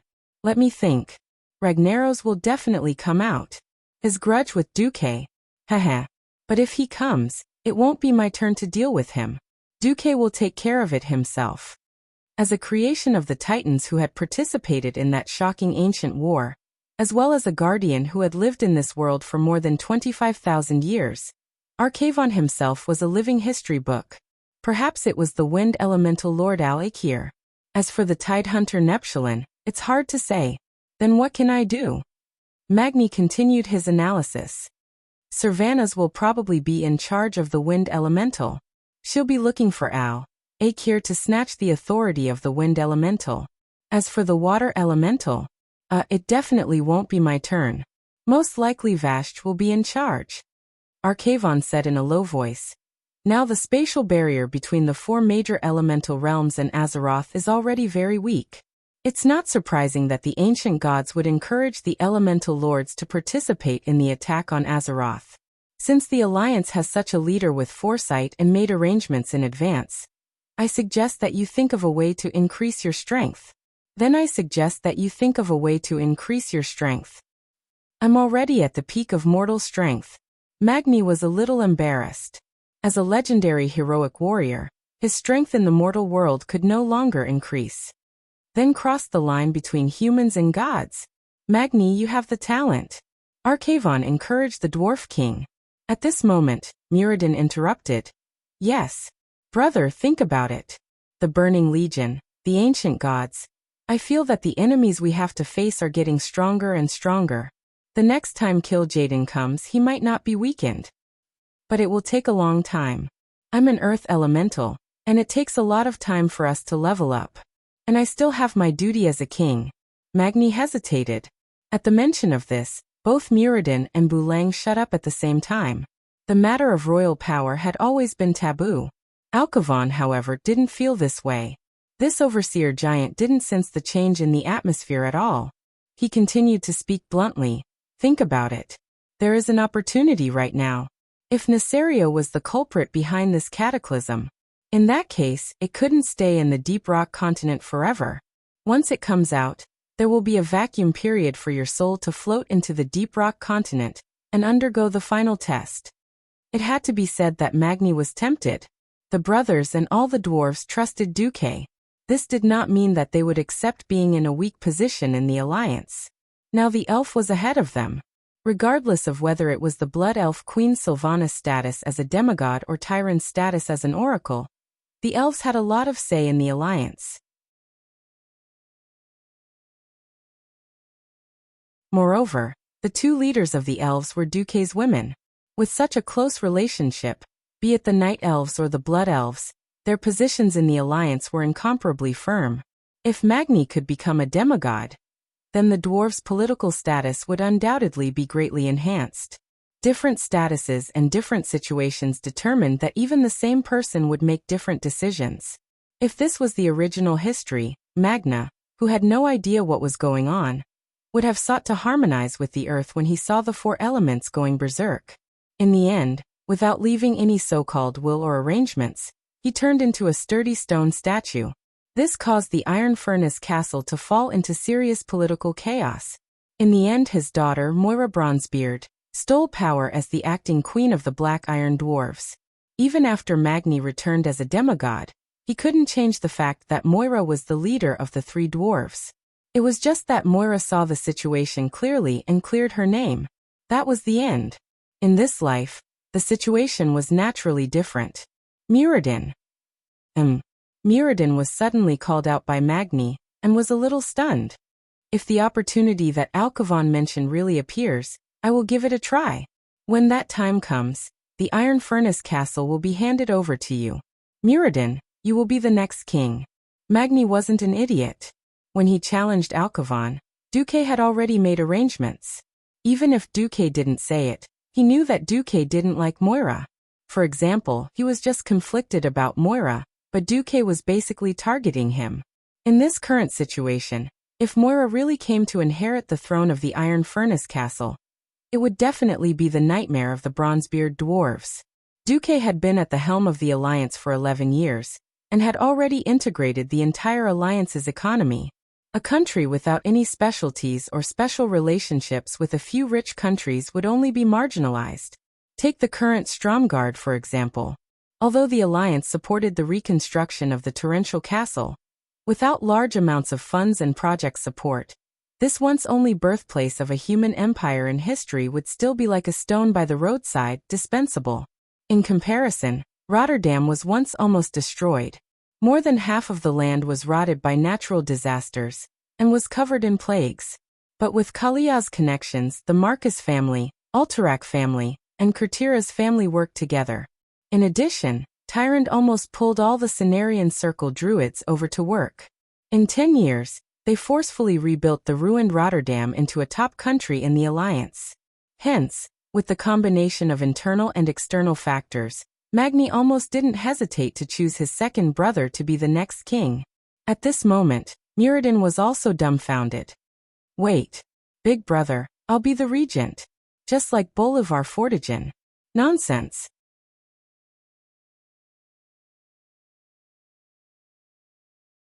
We dwarves don't have so many things that are not straightforward. Since Moira isn't suitable, and third brother always wants to go on adventures, then there's no difference between you being king and me. Furthermore, my goal is to become the world's strongest warrior and blacksmith. Instead of letting our brethren worry about a king who might fail to become a demigod, it's better to let go of this burden early.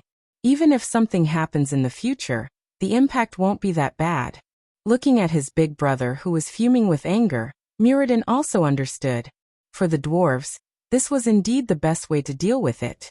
Becoming a demigod was not without risks. On the contrary, the risks were unimaginably high. If Muradin really died, then the death of a king or the loss of a prince would have a greater impact on the country and its people. On the other hand, if Muradin stepped down, once he succeeded in becoming a demigod, that leverage could still be added to the dwarves. The dwarves were all hot-tempered. As long as they made up their minds and the other party didn't accept it, they would most likely use their fists to make the other party accept it.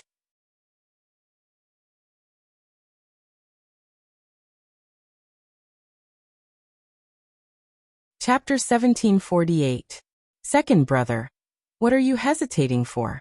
Big brother has made a decision. And between you and me, there's no need to say who is more suitable. Bulang also persuaded Muradin. Okay, when Big Brother decides to promote, I will take over as king. Without further ado, Muradin agreed. That's my good brother. The three Bronzebeard brothers laughed, put their arms around each other's shoulders, and ran off to drink. The alliance, which had been prepared for this cataclysm, could be said to have dealt with the rampaging elements without much effort. The magic net throughout the alliance was the best surveillance and command system. Developed railway transportation and huge air fleets determined the mobility of the alliance's forces. Almost all large-scale elemental riots were suppressed at the first instance. The fire demon troops led by Majordomo Executus, who was loyal to Duque, performed blindingly in this commotion. The fire elementals were setting fires, and he and his fire demons caught fire elementals as easily as hunting in the zoo. They could suppress fire elementals with a wave of their hands. Fire elementals were setting fires everywhere. The fire demons also absorbed all the fire elementals into their bodies. The fire demons were also fire elementals. For them, fire was the same thing as food and water for humans. They didn't even need fire engines, they just ate all the flames and called it a day. Without the most destructive fire elementals, the remaining wind elementals were not so destructive. Since Duque took charge in the alliance, he began to vigorously promote the use of reinforced concrete to build houses. In order to prevent the red bricks from destroying the arable land, Duque had created the hollow bricks early on. The biggest intention of doing this was to speed up the industrialization of the entire alliance. Incidentally, in order to make most cities in the alliance use reinforced concrete as building materials, Duque even subsidized countries in the name of the alliance, so that the cost of building a concrete house was about the same as a wooden house. Now the power of the concrete house was completely highlighted. Not only was it warm in winter and cool in summer, but it was also waterproof and leak-proof. Now the fire was coming. Huh? It won't burn. It's windy, huh? It won't blow. If it was the previous wooden house, even if it was a brick and wood house, who knew how many people would die now? And how many citizens would be homeless? Oh my God! Too amazing! My house was set on fire by a few fire elementals the size of carriages. In the end, only the kitchen was burned. There was a strong wind at my place, and even the cows were blown away. Our whole family hid under the bed at home, but the wind didn't even blow the roof away. Concrete houses are amazing. Almost every affected area of the alliance praised Duque's virtuous policies. In fact, Duque was also busy, connecting all his subordinates through the weave. Majordomo, majordomo. Make sure you have men stationed at every major alliance granary. Which granary burned? I'm going to skin him alive. Majordomo bowed in acknowledgement. Saffron. Have your men patrol the skies above a few of the famous forests. Elven Forest, Tirisful Woodland, Hillsbrad Hills, Hinterlands, Grey Valley, Fellwood Forest. Every forest must have at least 100 ice dragons. After enduring for so long, Saffron, who had finally regained some consciousness, spoke in the human language. Understood. After killing Lich King Arthas, the soul of the blue dragon that had been bound by Frostmourne was freed. Apart from a few who still chose to follow Weather, most left. About 2/3 of the blue dragons chose to let their souls go back to sleep in the Dragonbone Waste. A third chose to follow Saffron, letting their souls become a part of the weave. In a sense, Duke's ability to rally supporters was mostly due to his status as a demigod. If there was a day in the future when Duque became a true god, then they would also rise with him. At the very least, they would become true god envoys. After following Duque, these ice dragons were no longer pure undead dragons.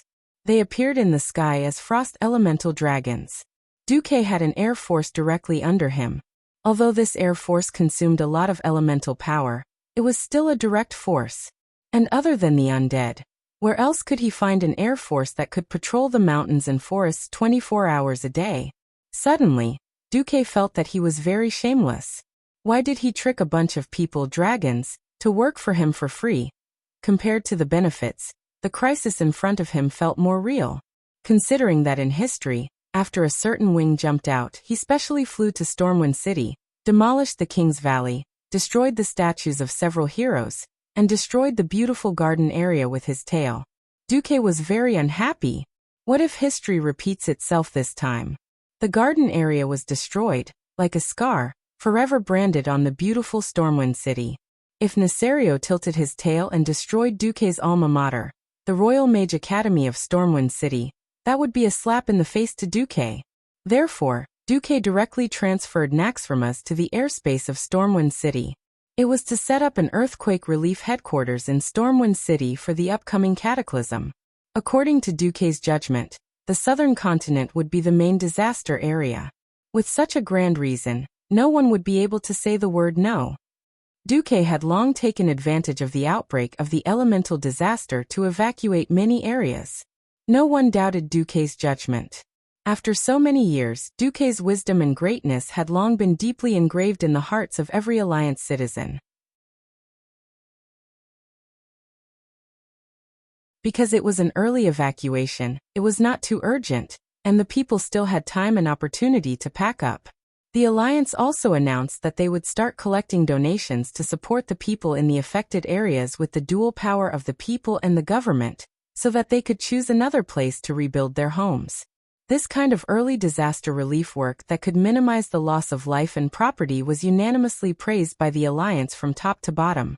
Thank the heavens, the commander of the Alliance is actually a demigod familiar with the elemental domain. The Alliance is so lucky. I'm starting to understand why every queen in the Alliance fell in love with His Excellency Duke Marcus. If it were me, I'd marry him too. Equal wife is equal wife. Everyone praised Duque like this. As an idol commander who was worshipped by thousands, Duque was extremely annoyed. That's right, the post-cataclysm map in his mind had already overlapped with the current map of the Alliance in his spiritual world. He had also taken precautions. The problem was, earthquake prediction was not something that could be done in Azeroth.